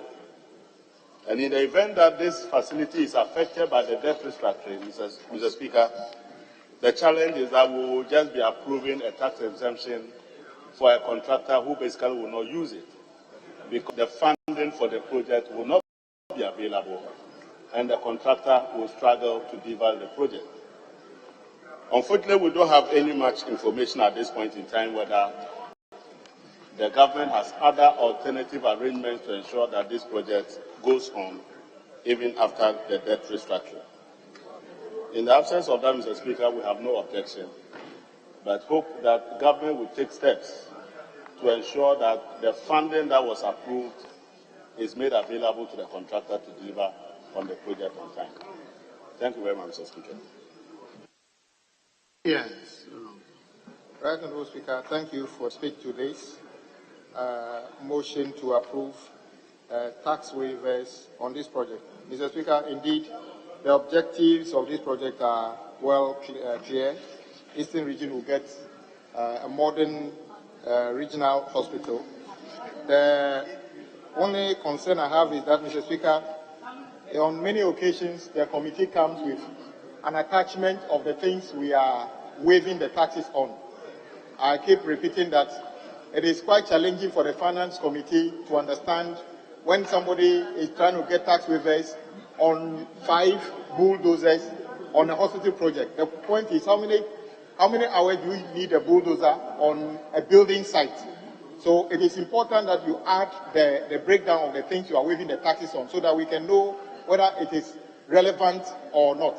Mr. Speaker, you also notice that the committee hardly goes back or comes back to tell us whether they have ever gone to any of the sites to ascertain whether what we have granted the taxes on is what they are using. Mr. Speaker, if you were to go to any of the construction sites, road, hospital, everything that we approve in this house, for foreign entities, Mr. Speaker, 95% of the contractors and operators on the site are.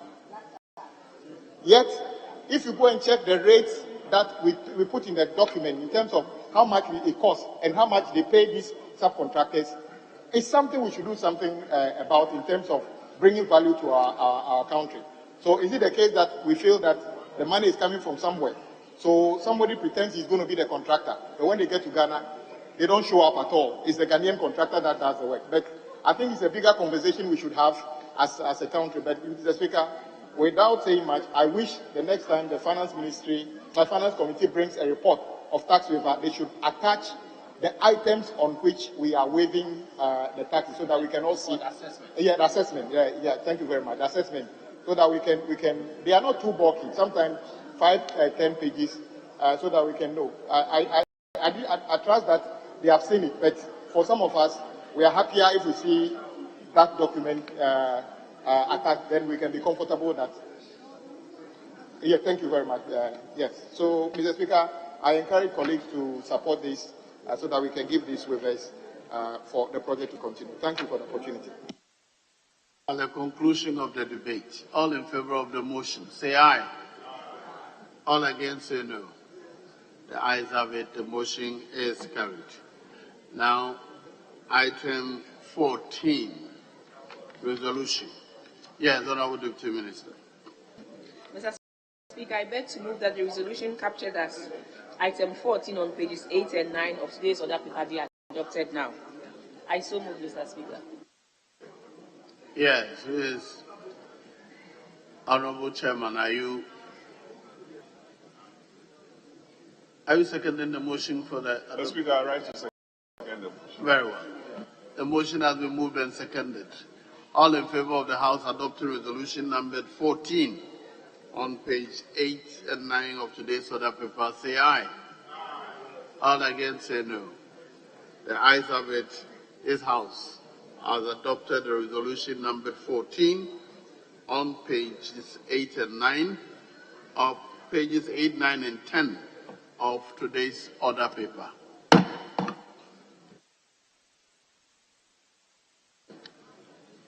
I can now return to the statements. Is that right? Yes, very well. Back to statements. Honourable Member for Ahafanu North, you may read a statement on the Honourable Yes. Thank you, Mr. Speaker, for giving me this opportunity to read a tribute to the late Honorable Richard Akoko Adiya, former Member of Parliament for our Afano North constituency.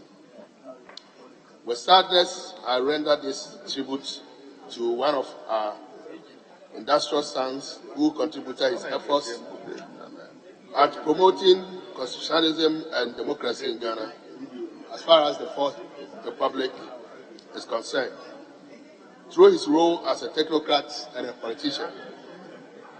I'm talking about the late Honorable Richard Akoko Adiya, former Member of Parliament for Afano North constituency of Ashanti region, who was called by his maker on the 30th day of September 2022 at the age of 67. He served as MP in the 5th Parliament of Ghana of the Fourth Republic. The late Honorable Adiya, until his passing, was the Chief Executive Officer of Produce Buying Company after taking up the role in 2020. Honorable Adiya, known for his American slangs, was a forthright and outspoken person with calm disposition. He was born on February 20, 1955. He hailed from Jahu in the Afano North municipality. He had his secondary education at Opokuwari Secondary School in Kumasi. He held a master's degree in public administration from Kennedy School of Government of Harvard University. In his working life as a technocrat, he worked as a chief finance officer of the United Nations Observer Mission in Georgia, UNOMIC. He later served as financial controller of Gehok Distilleries Company Limited, a position he held till his appointment as CEO of PBC in 2020. He ventured into politics when he could no longer contain his desire to represent his people and work at partnering government agencies and stakeholders in facilitating development for the constituency. He contested the MPP's parliamentary primaries in 2008 and defeated the then incumbent MP, the late Kwame Owusu-Frimpong. He went on to win the 2008 general elections on a ticket of MPP. He served a term in parliament between 2009 to 2013, after losing the 2012 parliamentary elections to the NDC's candidate, Honorable Akwasi Adusei, who won with a solitary margin of 423. Whilst in Parliament, the late Honorable Adiya served on the Social Welfare, Employment and State Enterprises Committee. He was a very active member of the committee. Representing the cocoa growing area, he took particular interest in cocoa affairs and was a strong advocate for yearly increase in producer prices for cocoa and better packaged cocoa farmers. He worked tirelessly to improve infrastructure in the constituency. Under his tenure, he utilized his MP's project funds for procurement of ambulance for the Tepa District, then Tepa District Hospital, constructed a girls' dormitory for the Tepa Senior High School, reshaped a number of feeder roads, among others. As an MP, Honorable Adiya was noted for his open door policy, being very receptive to all sorts of ideas and suggestions from everyone, regardless of the person's background, circumstances, or political leanings. He was very accessible and respectful to his constituents. He had a special relationship with our chiefs and traditional leaders and the religious leaders. He kept a cordial working relationship with other political stakeholders, notably the assembly members and the DCE at the time, Honorable Adair Mankwa. Honorable Adiya made it a duty to work with everyone and ensured that he maintained a good working relationship with all political and social players in the constituency. I had a personal relationship with him, and he supported me during my campaign in 2016, regardless of having to deal with the pain of losing the primaries to me, he nevertheless supported me throughout the campaign. That demonstrates his selflessness and loyalty to the party and his commitment to promoting democracy. Quite admittedly, the family of Honorable Adia will sorely miss him and will struggle to fill the void created by his demise in the affairs of the family.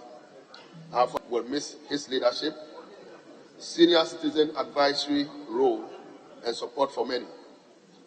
Honorable Adia was married with 4 children. He was a Christian and a member of Lighthouse Church International.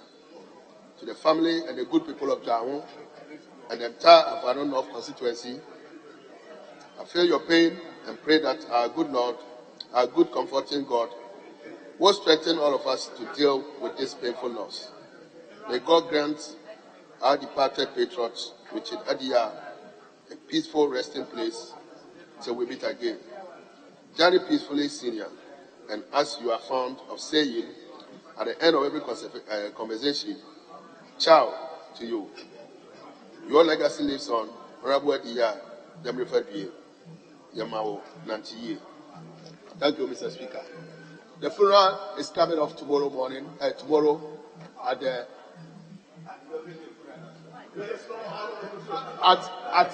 at Heroes Park at Babayara Stadium, Kumasi. Thank you very much.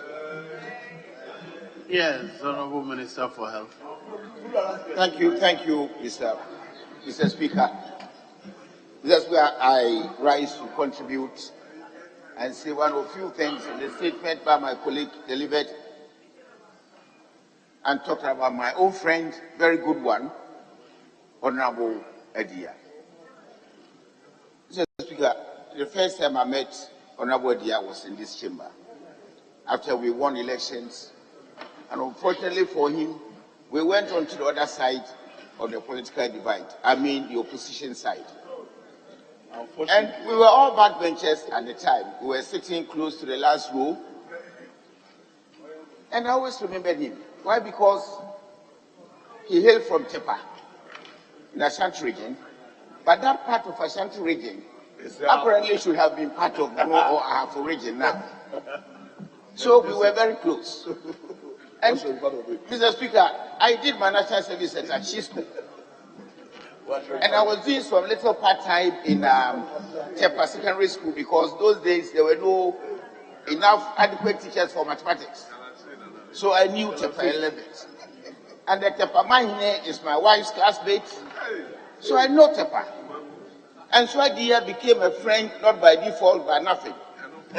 And one thing I remember him so much with was his eloquence and the phonetics and the language he displayed in the chamber. The American language. That earned him the name of Tepa Boni.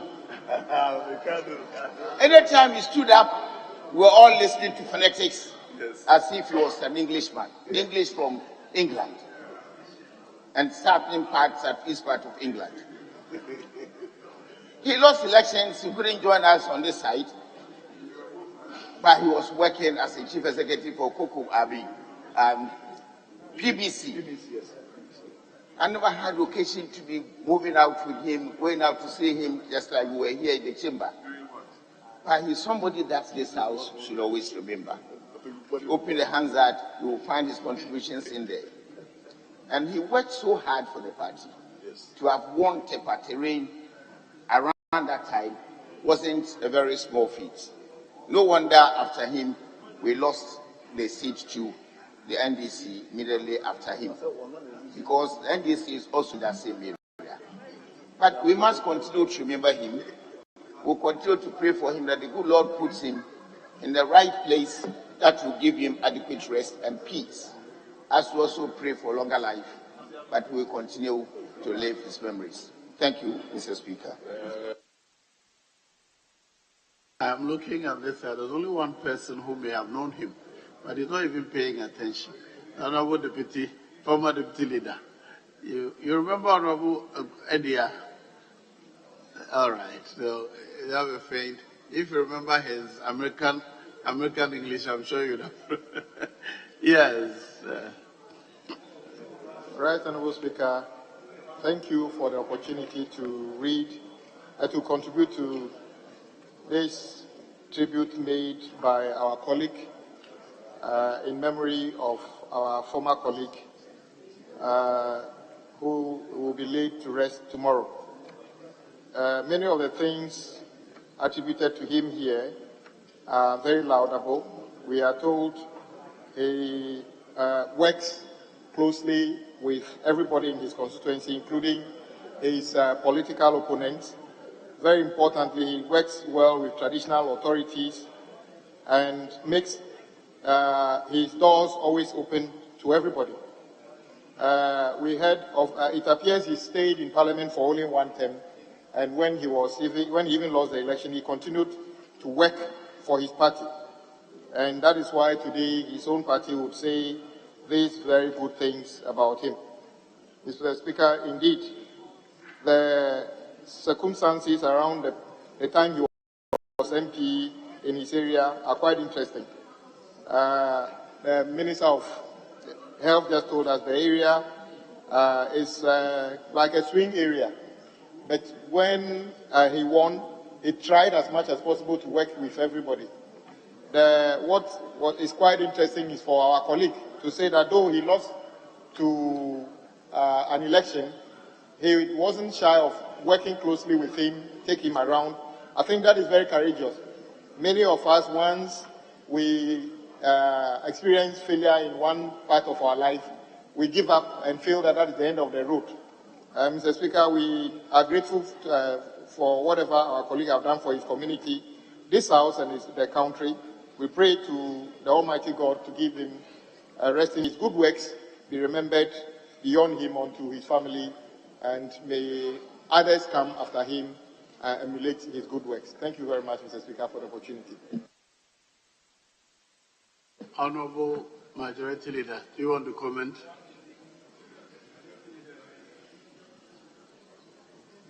Do you want to comment on Honourable Dia? Otherwise, I was going to bring the curtains to a close. Very well. Colleagues, there are times that whether you like it or not, your life will come to an end. But in a can they say, Nipa bija ni ding na wamepenyinche, that every human being, you came to leave your mark. I don't know how long you live on earth, but the mark you leave. Honorable Adia was in this chamber for one term, but every one of us who was close to him at the time, we are all newcomers. But we enjoyed his company. He was friendly and was very welcoming. And it's a pity that we lost him this early. Indeed, in 2021, he was very helpful in mobilizing support for some of the minister nominees during the vetting proceedings. So I pray that the Honourable Edia may rest peacefully. Now it is a practice that we observe a minute silence in honor of any of our departed colleagues. So shall we observe a minute silence in honor of our late colleagues?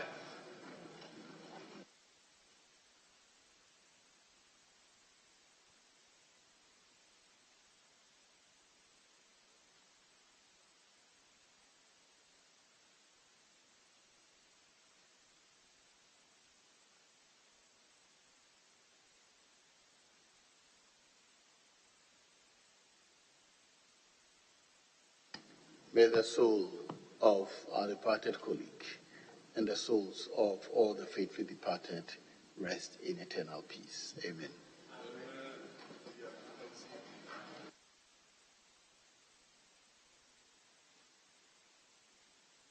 Now, I'll invite Honorable Okujeto Ablakwa to make a statement on the devastating earthquake in Turkey and Syria. Here is Honorable Okujeto Ablakwa. I'm most grateful, Right Honourable Speaker, for the opportunity to deliver a statement of solidarity to the government and people of Turkey and Syria following this week's devastating earthquake of cataclysmic proportions. Mr. Speaker, on Monday, 6 February 2023, just before Turks and Syrians would awake to go about their daily activities, a 7.8 magnitude quake hit just after 4 a.m. local time, sending tremors hundreds of miles and creating disaster zones on both sides of the Turkey-Syria border. The world soon became witnesses to the horrendous turn of events, particularly in Turkey, and the heart-wrenching images saddened the international community. Mr. Speaker, Turkish President Recep Tayyip Erdogan promptly announced 7 days of national mourning and declared a 3-month state of emergency in 10 of the country's provinces on Tuesday.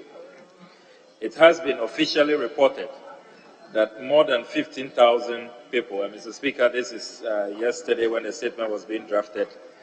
Today we are told the death toll has exceeded 20,000. Mr. Speaker, about 52,929 people, according to official figures, have been injured. According to the United Nations, 300,000 people have been displaced as a result of the disaster, and time is running out for many others who remain stranded under the rubble, awaiting an overwhelmed rescue crew. The WHO has predicted that the death toll could increase 8-fold, with a little under 8,000 people having been rescued. The quake has resulted in fire outbreaks across the country of Turkey, including the southern Iskenderun port, which saw hundreds of containers set ablaze. It is no exaggeration, Mr. Speaker, to posit that the result of the earthquake has caused havoc of apocalyptic dimensions. Mr. Speaker, it is imperative to emphasize the long-standing bilateral relations which Ghana and Turkey have enjoyed over the years. The diplomatic relations between Turkey and Ghana were established in 1958, following the independence of Ghana. However, it was not until February 1st, 2010, that the first Turkish embassy was established in Ghana since 1981. It marked the beginning of true friendship between the two nations. Indeed, under President Atamils, there was a conscious effort made to strengthen ties between the two nations. The presidential visits paid by former President of Turkey, His Excellency Mr. Abdullah Gül, on March 2011 to Ghana, and by former President of the Republic of Ghana, His Excellency John Dramani Mahama, on January 2013, to Turkey, paved the way for further enhancement and strengthening of the relations. Subsequently, His Excellency President Recep Tayyip Erdogan's visit to Ghana in 2016 equally created a new milestone in bilateral relations, as it witnessed the establishment of a business forum between Turkish and Ghanaian businesses. Turkish Ambassador to Ghana, Her Excellency Özlem Egon Olerin, is a great friend of this House, having paid a number of courtesy calls on Mr. Speaker and interacted with the Foreign Affairs Committee. She has hosted a number of MPs in her office, including my good self, and has visited a number of constituencies. Mr. Speaker, it must not be lost on us the enormous developmental impact our partnership with Turkey has generated. Notable among these projects are the construction of the Terminal 3 at the Kotoka International Airport, the construction of the National Mosque, which is the second largest in West Africa, the execution of a $165 million water project for the Birim, Central, and Efutu municipalities, the Denchembour district, and the completion of the Achim Odan water project, which is a great relief to our compatriots in these communities.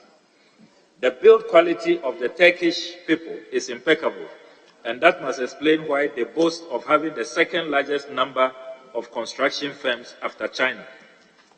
Mr. Speaker, it is gratifying to note that the world appears to be rallying timelessly behind Turkey and Syria in these difficult times, even though there appears to be challenges with the rescue effort.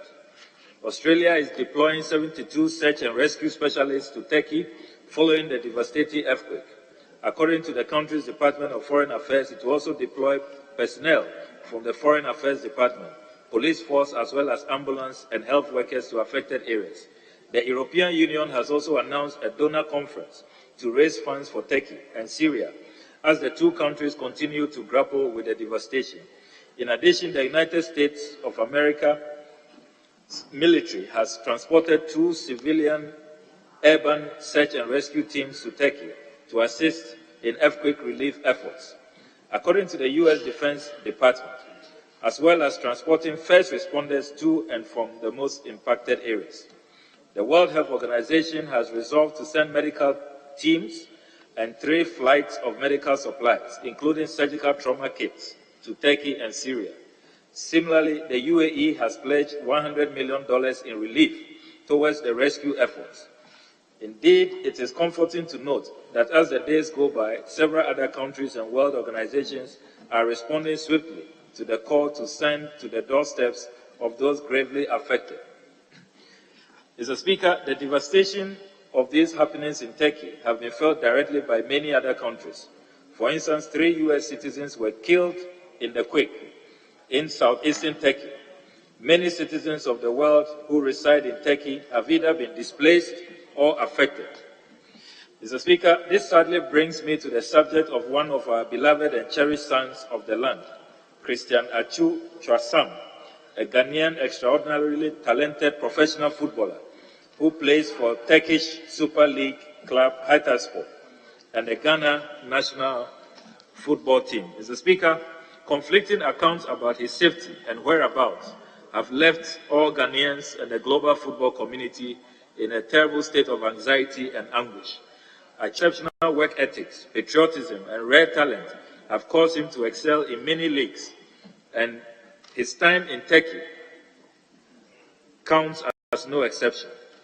Indeed, Mr. Speaker, he scored the winning goal for his team only last Sunday. He is touted by many of his colleagues as an asset. Many Ghanaians attribute their love for him outside of football to the outstanding role he has played in philanthropy.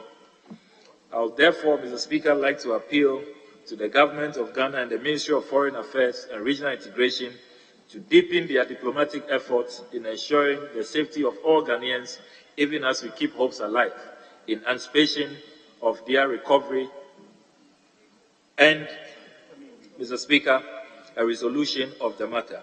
Mr. Speaker, may I also urgently appeal to all colleagues and the ever-compassionate Ghanaian public to contribute in their own little way to help victims of this catastrophe by donating to the special initiative launched by the Turkish Embassy in Accra.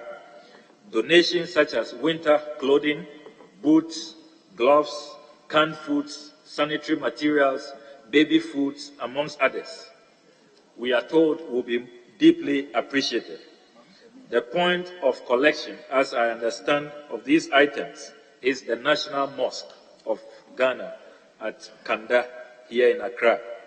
In conclusion, Mr. Speaker, I extend sincerest condolences to families who have lost loved ones, and it is my fervent prayer that the many more who are yet to be found will come out unscathed. A speedy recovery to all the rescued. This House and the good people we represent sympathize with the people of Turkey and Syria. They remain in our thoughts and prayer. We are confident, Mr. Speaker, that healing and brighter prospects lie ahead. I thank you very much for the opportunity. Yes, Honorable Ban. Thank you very much, Mr. Speaker, for the opportunity given me to add my voice to a well-written statement by my good friend and brother from North Tongue, Samuel Okudzeto Ablauka. Mr. Speaker, it's with sadness that I make this brief comment on this statement by the Honorable Member. Mr. Speaker,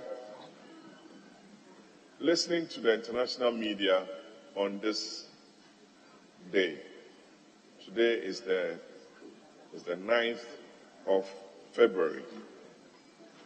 I was a bit very, very sad, Mr. Speaker.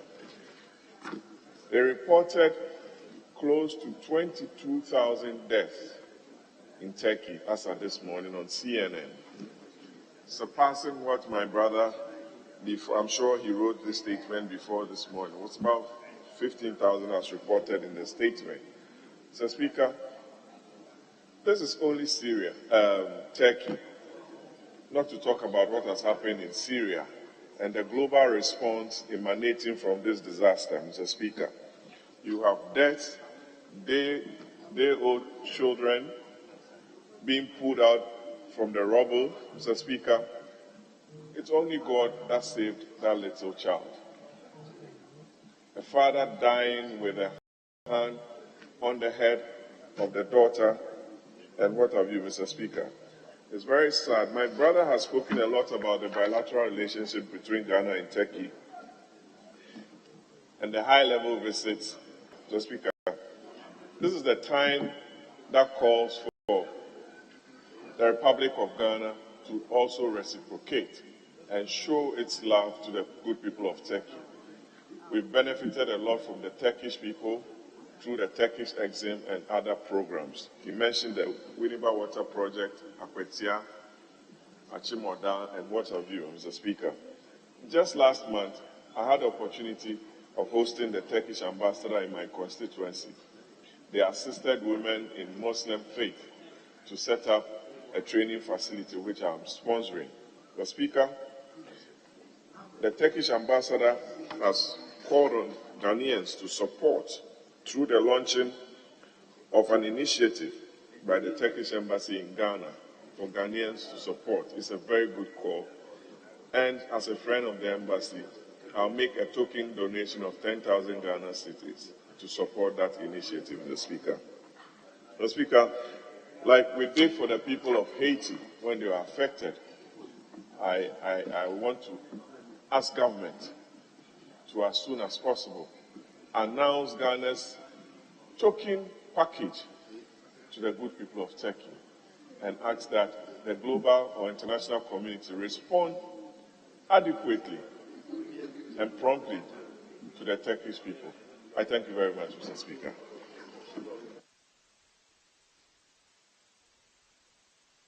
Speaker, thank you for the opportunity to comment on the statement being made by my senior, Honorable Kujetu Ablakwa. Mr. Speaker, indeed, a disaster anywhere is a disaster to all humanity, particularly because the number of Ghanaians who now reside in Turkey work to earn a living, as well as the issue of our famous brother.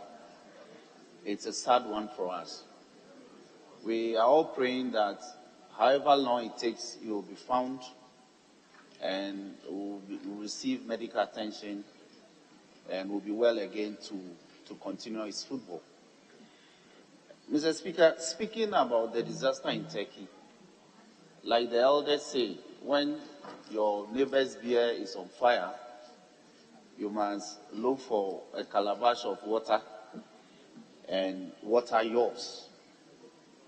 We have been experiencing minor tremors in parts of Accra and the country. It means that there are some fault lines, geomorphological fault lines in this country. We should begin to design our residential homes in such a way that in times of disaster or force majeure such as this, the effect will be minimized on our people. There are scientific ways of predicting some of these disasters, but providence, we cannot tell. So my call as part of this statement is to fashion out an effective disaster response. Mr. Speaker, we've experienced tremendous flooding in this country, leading to a lot of death. We've experienced fires, leading to death. We've experienced industrial fire, leading to massive death. But our disaster response level as a people leave much to be desired. We need from the Turkey people how they are responding to the disaster and replicate same back home, so that we are not calling for disaster, but when it happens, we'll be in a position to respond timeously to save lives and property. Mr. Speaker, other members are desirous of commenting on the statement. I pray that at the end of the day, we'll maybe experience 1 minute silence in memory of those who have died, and also pray for those who are receiving medical attention to get well. Mr. Speaker, with these words, I thank you for the opportunity. Well, I'll give you one, then you conclude. Yes. Thank you very much, Mr. Speaker. Mr. Speaker, my first year in this Parliament saw me witness disaster in Ketu South when the tidal waves traumatized me and my people. And so when this incident happened in Turkey, I felt as if I could reach out to them. As a Catholic, I said my prayers for them. And it is my wish that many lives are saved and those who can be rescued are rescued. But it brings also to mind the fact that the world is facing a change in the climate and its attendant issues. It begs the question what we in Ghana are putting in place to address such incidents when they happen. Mr. Speaker, not too long after the tidal waves hit us was a disaster also in Apieti. And looking at the ways in which we handle these issues, I think there's a lot more we can do as a Parliament to assist NADMO and give them the necessary funding for them to be able to address the issues when they come. I'm happy to hear Patrick, my brother and friend, say that he's going to contribute to the people of Turkey. I wish he had done the same for me and my people. It's not too late, Patrick. But individuals who reach out when disasters happen should be applauded and celebrated. But it would be better if structurally the country prepares itself to be able to address these issues. Is Patrick standing because he's not going to give me the support I'm asking for? Hold on. You mentioned his name. He says he wants to. Yes. It's very, very important I put it on record. Because, you know, that is what some media houses may carry. Some media houses may carry, but I know my sister doesn't mean ill. The Turkish have set up a skills training center in my constituency. So if they are affected, and it has touched my heart to make such a donation. No. But your point is well noted. Can you leave it here? Yes. Mr. Speaker, he just called me his sister. So your sister is only asking that you come and support me too. Yes, continue, please. Thank you, Mr. Speaker. Patrick, you're on the spot. Mr. Speaker, we must, as a country, support NADMO so that when disasters happen, we are in a better place to address the needs of our people. I thank you for the opportunity. Where have you been? I promised the last one to him. Thank you, Mr. Speaker. Mr. Speaker, let me commend because I haven't seen you out. My colleague, Honorable Samuel Fujeto Ablakwa, MP for Northtown, and the ranking member for Foreign Affairs for this well-researched statement in solidarizing with the people of Turkey as well as Syria. Mr. Speaker, we all heard the news about this earthquake in the country of Turkey as well as in Syria. Having learned, Mr. Speaker, that 15,000 people have lost their life, there is no mean a thing that anybody needs to joke with.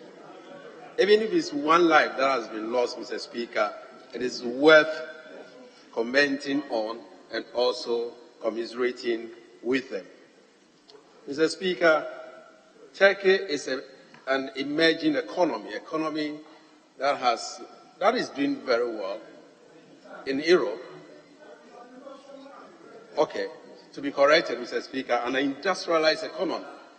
that is doing very well, that has also given out facilities, loans to other countries as well.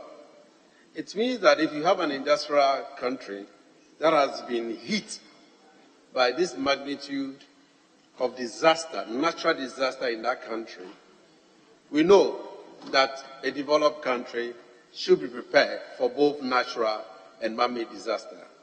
I don't think this country is ready for such natural disaster. Having learned from what Turkey has gone through, I want to put on record that this country must be ready and be prepared because the signs are all on the wall. There have been warnings from our meteorological services department, from geological department, to the effect that Ghana could be the next hit when it comes to these natural disasters. And so we should be prepared for it. Whether we like it or not, Turkey wasn't prepared for it. Whether Turkey likes it or not, it has happened. And so we should be prepared for it as well.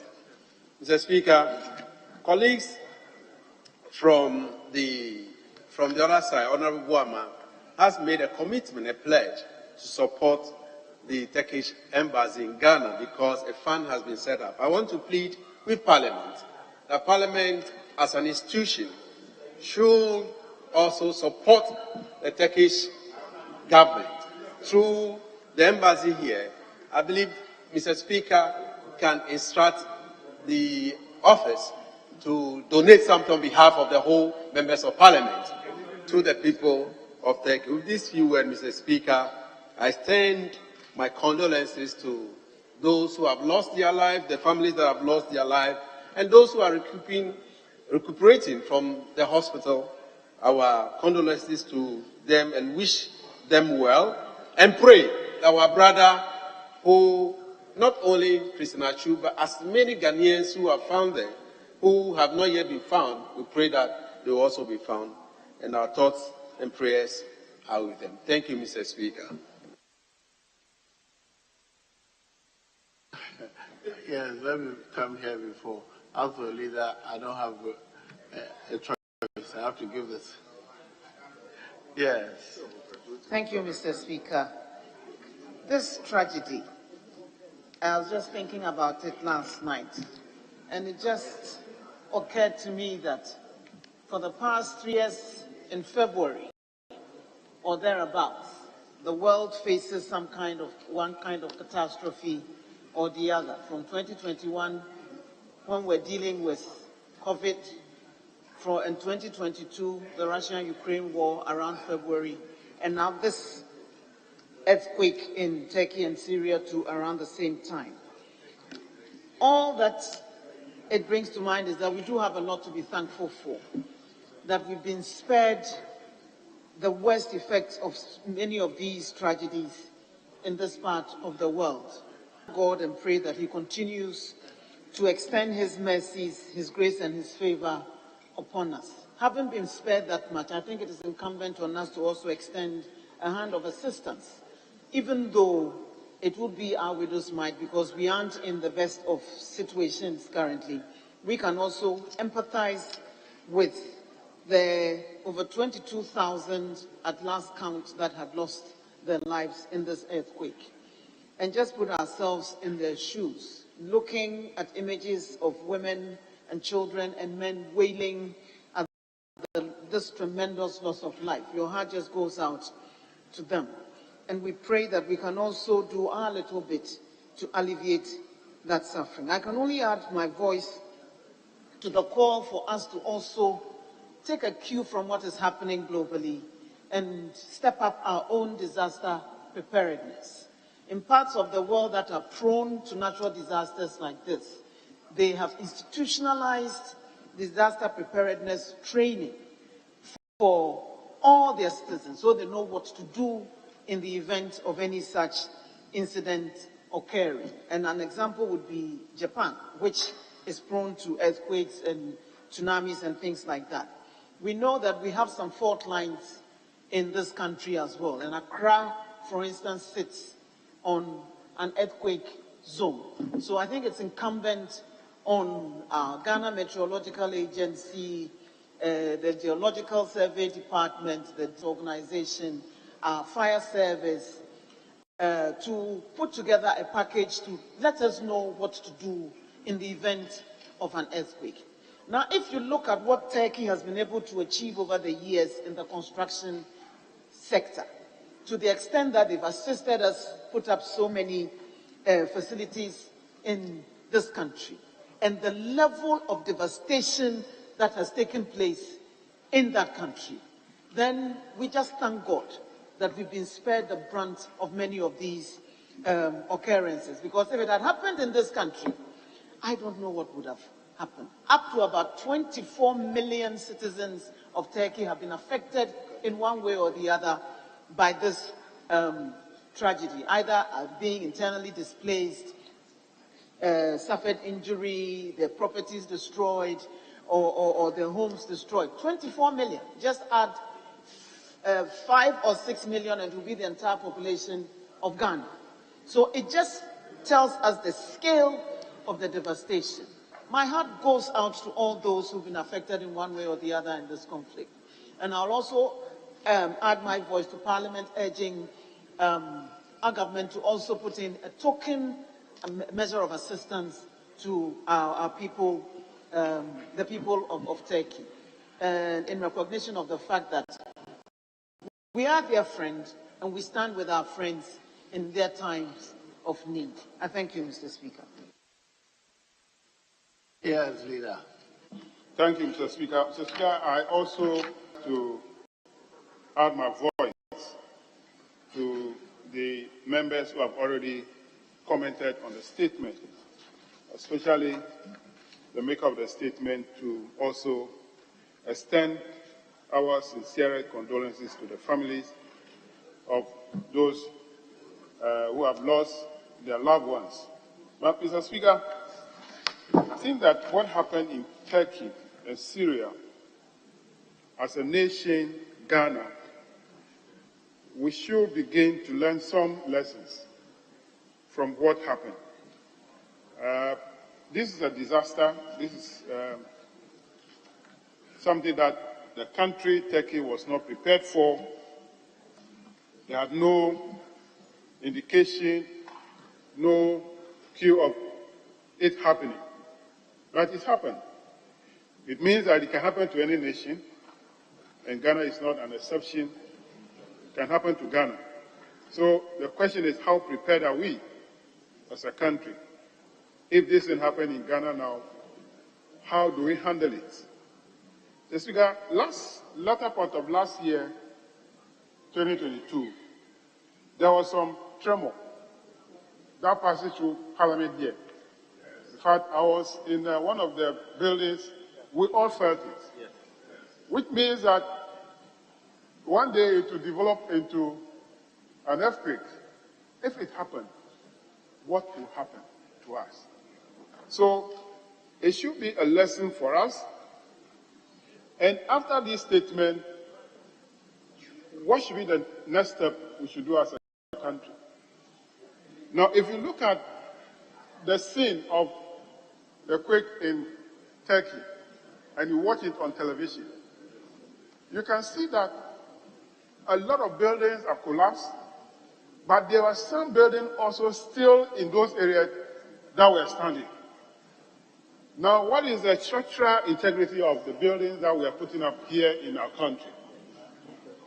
So, what will be the role of Ministry of Works and Housing? What will be the role of our engineers in ensuring that the buildings that we are putting up has structural integrity, so that when there is an earthquake or whatever, they can withstand the pressure and they will not pull down. So that is what I want to draw the attention of the House to. Most of the time when we make statement and the statement is even referred to the ministry, Mr. Speaker, we don't even get a feedback. Actions that they are taking on it, we don't get it. So are we going to leave this one also at this stage, or we want to refer it to an agency to do what? So, Mr. Speaker, yes, it's good that we made a statement, It's good that we extend our condolences to the people, but we should learn lessons and take some steps towards it. So I also want to propose that at least the Minister for Foreign Affairs and Regional Integration should be invited to the House, at least to brief the House on the Ghanaians who are living in Turkey. We know for sure that Christian Achu has been reported with conflicting reports that have been found, not found, so we don't know that. But there are other Ghanaians who are involved there. Do they have data of Ghanaians in Turkey? Do they have information of all of them?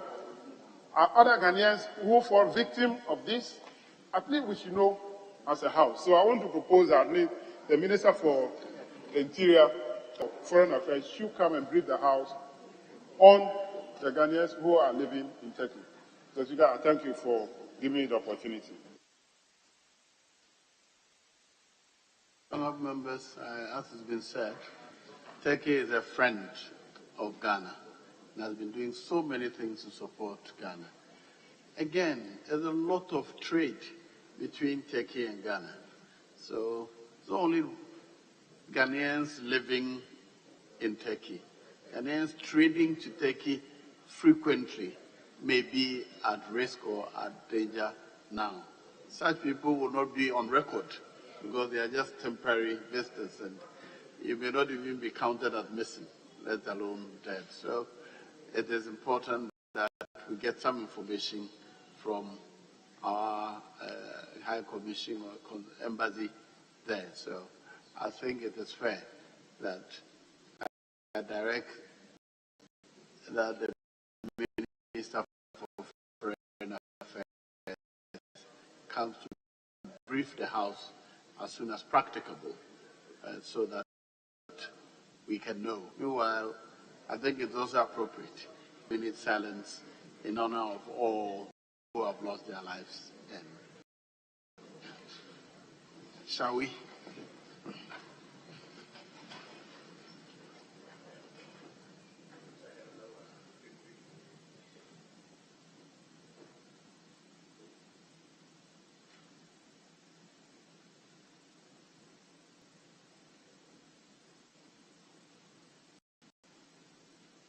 May the numerous souls that have perished in the disaster and all the departed souls rest in eternal peace. Amen.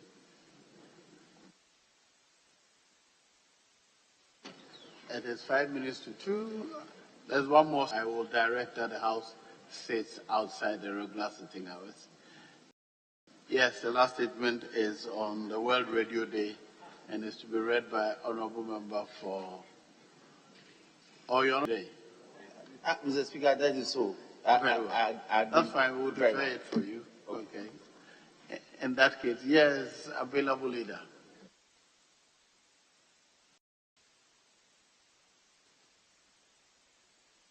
Honorable leader, please speak to the mic. As available leader, I would want us to tackle an issue of special interest, and that is item 25. Item 25. Motion.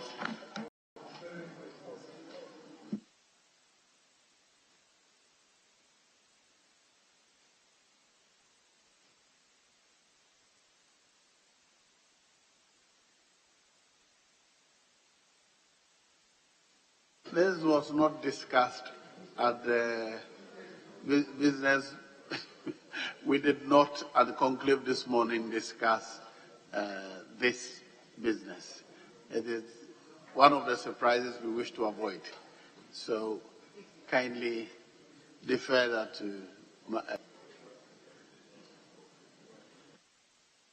Mr. Speaker, I totally agree with you. More so when you have called our colleague whose presentation was actually discussed and approved at conclave. I would have thought that you would have been a bit kind to allow our colleague to make the presentation and you make an appeal. Oh, okay. Okay. Well,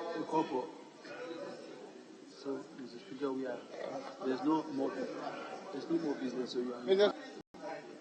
Mr. Speaker, Yes, we promise not to surprise you. And as far as I'm concerned, the front bench here was not consulted at all about the surprise that they are bringing. However, Mr. Speaker, depending on the volume of work, if it's just 10 minutes, Mr. Speaker, this Friday, this Friday, if it's just 10 minutes, we may cope because our colleague is here. I'm told it's just 2 amendments. Why? It's just 2 amendments. Why? But why didn't you say anything? This is the second reading. Is that right? Second reading involves the debate of the principles. So you can't talk about 5 minutes. That's the position.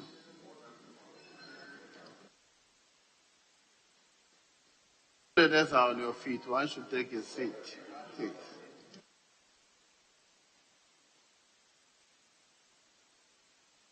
Mr. Speaker, at your pleasure, if they want to spend the next 10 minutes to do something, and you can indulge us.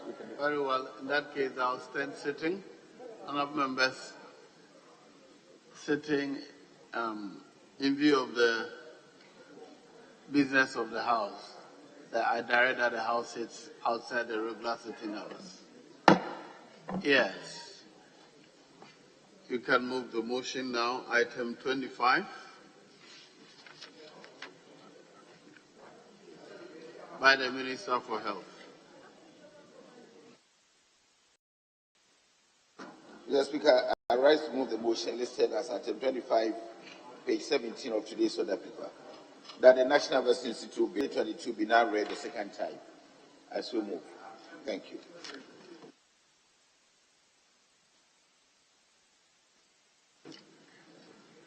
Yes, Chairman. You may second and present the committee's report. Yes, Right Honourable Speaker. I rise to support the motion and in so doing present the report of the committee. I'd like to get the Hazard Department to capture in full the contents of this script. And then as I do so, I would just touch base with a few lines. Mr. Speaker, the Honourable Minister Kwekwaji Menu requested the committee to consider the bill under a certificate of urgency. The Minister explained that the bill should be passed under a certificate of urgency because Pfizer Biotech is planning to invest in upgrading the Food and Drugs Authority to maturity level 4 to enable the FDA to perform vaccine assessment more effectively and efficiently. The company partnering with Pfizer to produce the vaccine also requires an off-taker agreement from the government of Ghana. Therefore, there is a need for Ghana to pass the bill to serve as an assurance of government's commitment to establish the Vaccine Institute. Mr. Speaker, it will also serve as an encouragement and motivation to the foreign partners. So in conclusion, as I've drawn the attention of the Hazard Department, the committee, having examined and satisfied itself with the provisions of this bill, recommends the passage of the National Vaccine Institute subject to the proposed amendments. Thank you, Mr. Speaker. Yes, Ranking. Thank you, Mr. Speaker, for the opportunity to second the committee. Mr. Speaker, this national vaccine bill was announced, Mr. Speaker, about 2 years ago. When it was brought to the House, the Speaker, the Minister requested that we should treat it under certificate of urgency, and at the committee level, Mr. Speaker, we did that. Mr. Speaker, I would want to draw your attention to some observations I've made in the committee's report, especially when it comes to, Mr. Speaker, the object of the bill. Mr. Speaker, the object of the bill is to, for the Institute to, what's the object? Mr. Speaker, the object of the bill is to establish the National Vaccine Institute to coordinate and supervise the research, development, and manufacture of vaccines and Sarah in this country. Mr. Speaker, it is my prayer that we indeed do the research, do the development, and the manufacturing of the vaccine itself, and not to be engaging in fill and finish. Mr. Speaker, that is very important. And Mr. Speaker, as long as this bill would help us or to position like paying $120 million US into another country without getting the vaccines and without even getting our money back. Mr. Speaker, if we had vaccine manufacturers in this country, I think that that situation probably would have been avoided. Mr. Speaker, vaccines are very delicate medications. They are not ordinary medications. And therefore, when manufacturers are manufacturing it in a country, it is expected that our government will even lead the sale of the vaccines in the international market, just like Russia and other countries. And again, Mr. Speaker, we also have to get to a point where we will get an assurance from government that government will uptake the vaccines once we produce them in the country, so that we will not have a situation where vaccines are produced in this country, but then we go outside the country and go and buy those same, vaccines. Mr. Speaker, some major pharmaceutical companies have taken giant lead in the production of vaccines in this country. They only need encouragement and support from this particular institute. Mr. Speaker, with these few words, I support the motion. At the conclusion of the debate, all in favor of the motion, say aye. All against, say no. The ayes have it. The motion. An act to establish the National Vaccine Institute to provide for the coordination and supervision of research, development, and manufacturing of vaccines and sera and for related matters. The National Vaccine Institute Bill 2022 is now read the second time.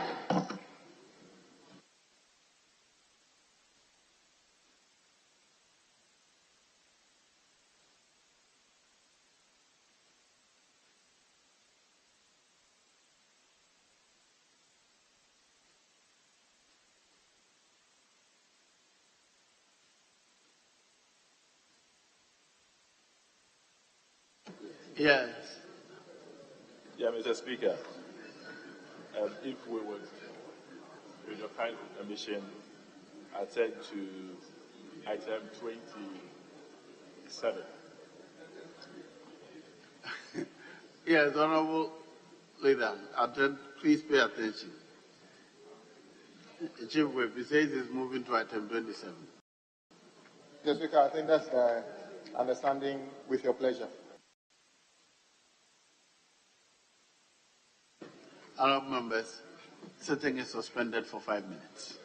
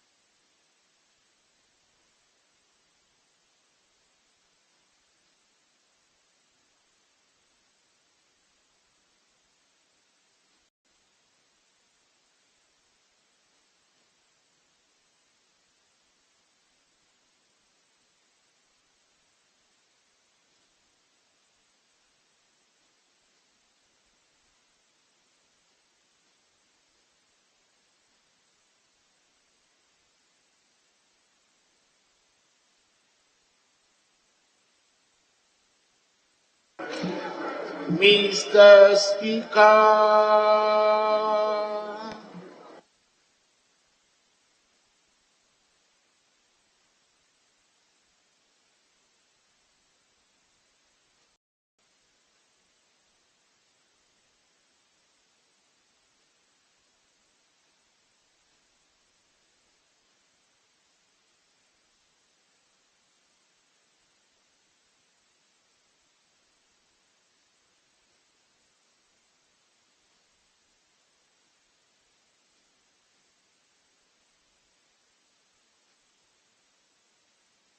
Members, on page 18, what is listed as item 26 should be item 20. 25 should be item 26. Yes, Honorable Minister. Thank you, Mr. Speaker.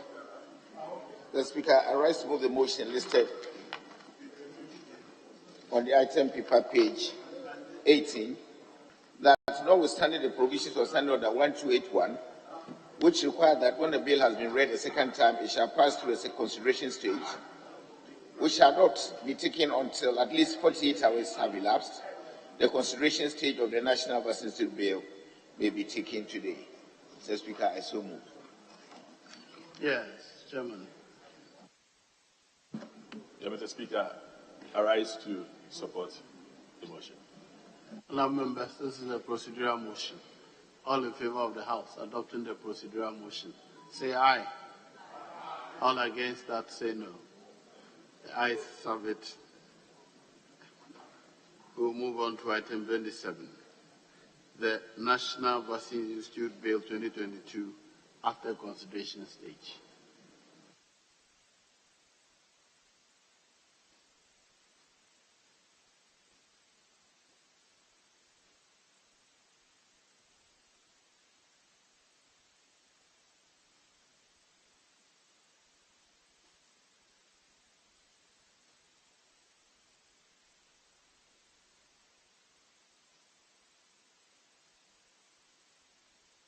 Yes. Our members, items 1 to 15, there are no advertised amendments in clauses 1 to 15. Now, yes, the table office will mention them one after the other. Then after that, I'll put a question on them. Clause 1. Establishment of the National Vaccine Institute. Clause 2. Objects of the Institute.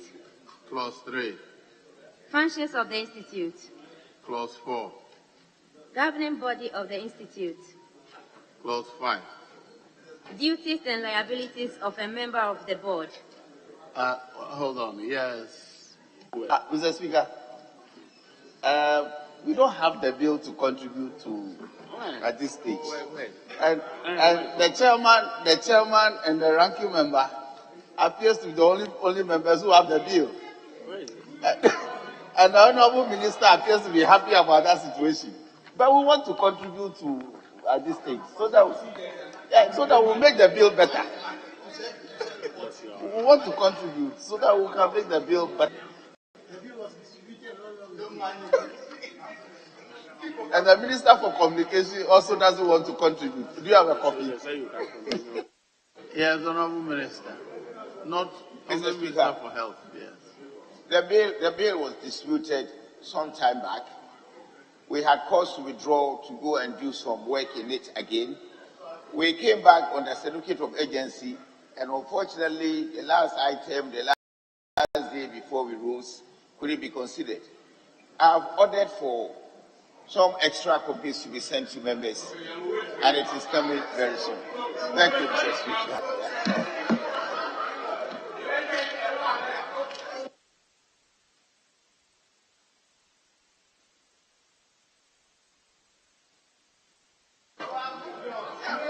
Mr. Speaker, we are in the process of printing. The bills will come as we continue. Thank you, Mr. Speaker. What you mean is that this bill in my hand is not the current bill being considered. Is that right?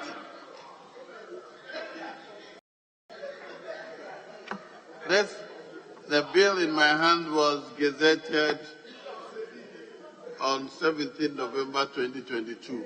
Is that the bill that is to be considered?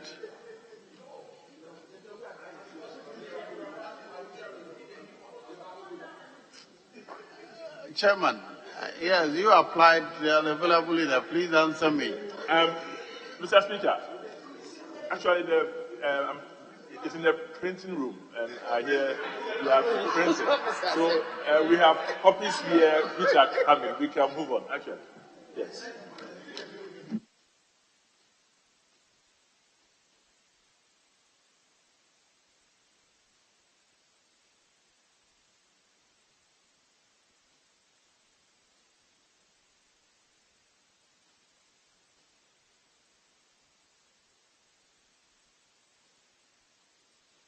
Yes, Honorable.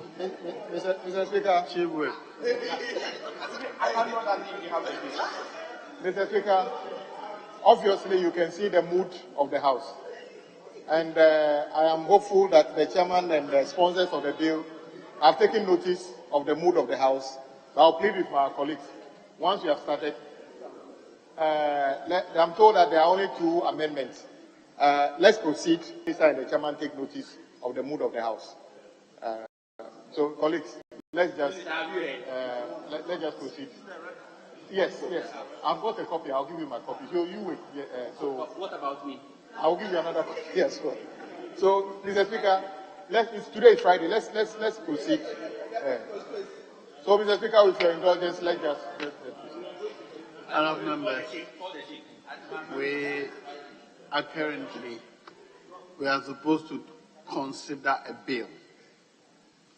The bill is not before us.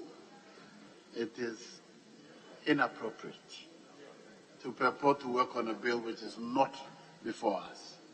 Not defer consideration and resume on Tuesday. The consideration of the National Vaccines Institute Bill 2022 is hereby at end. Yes.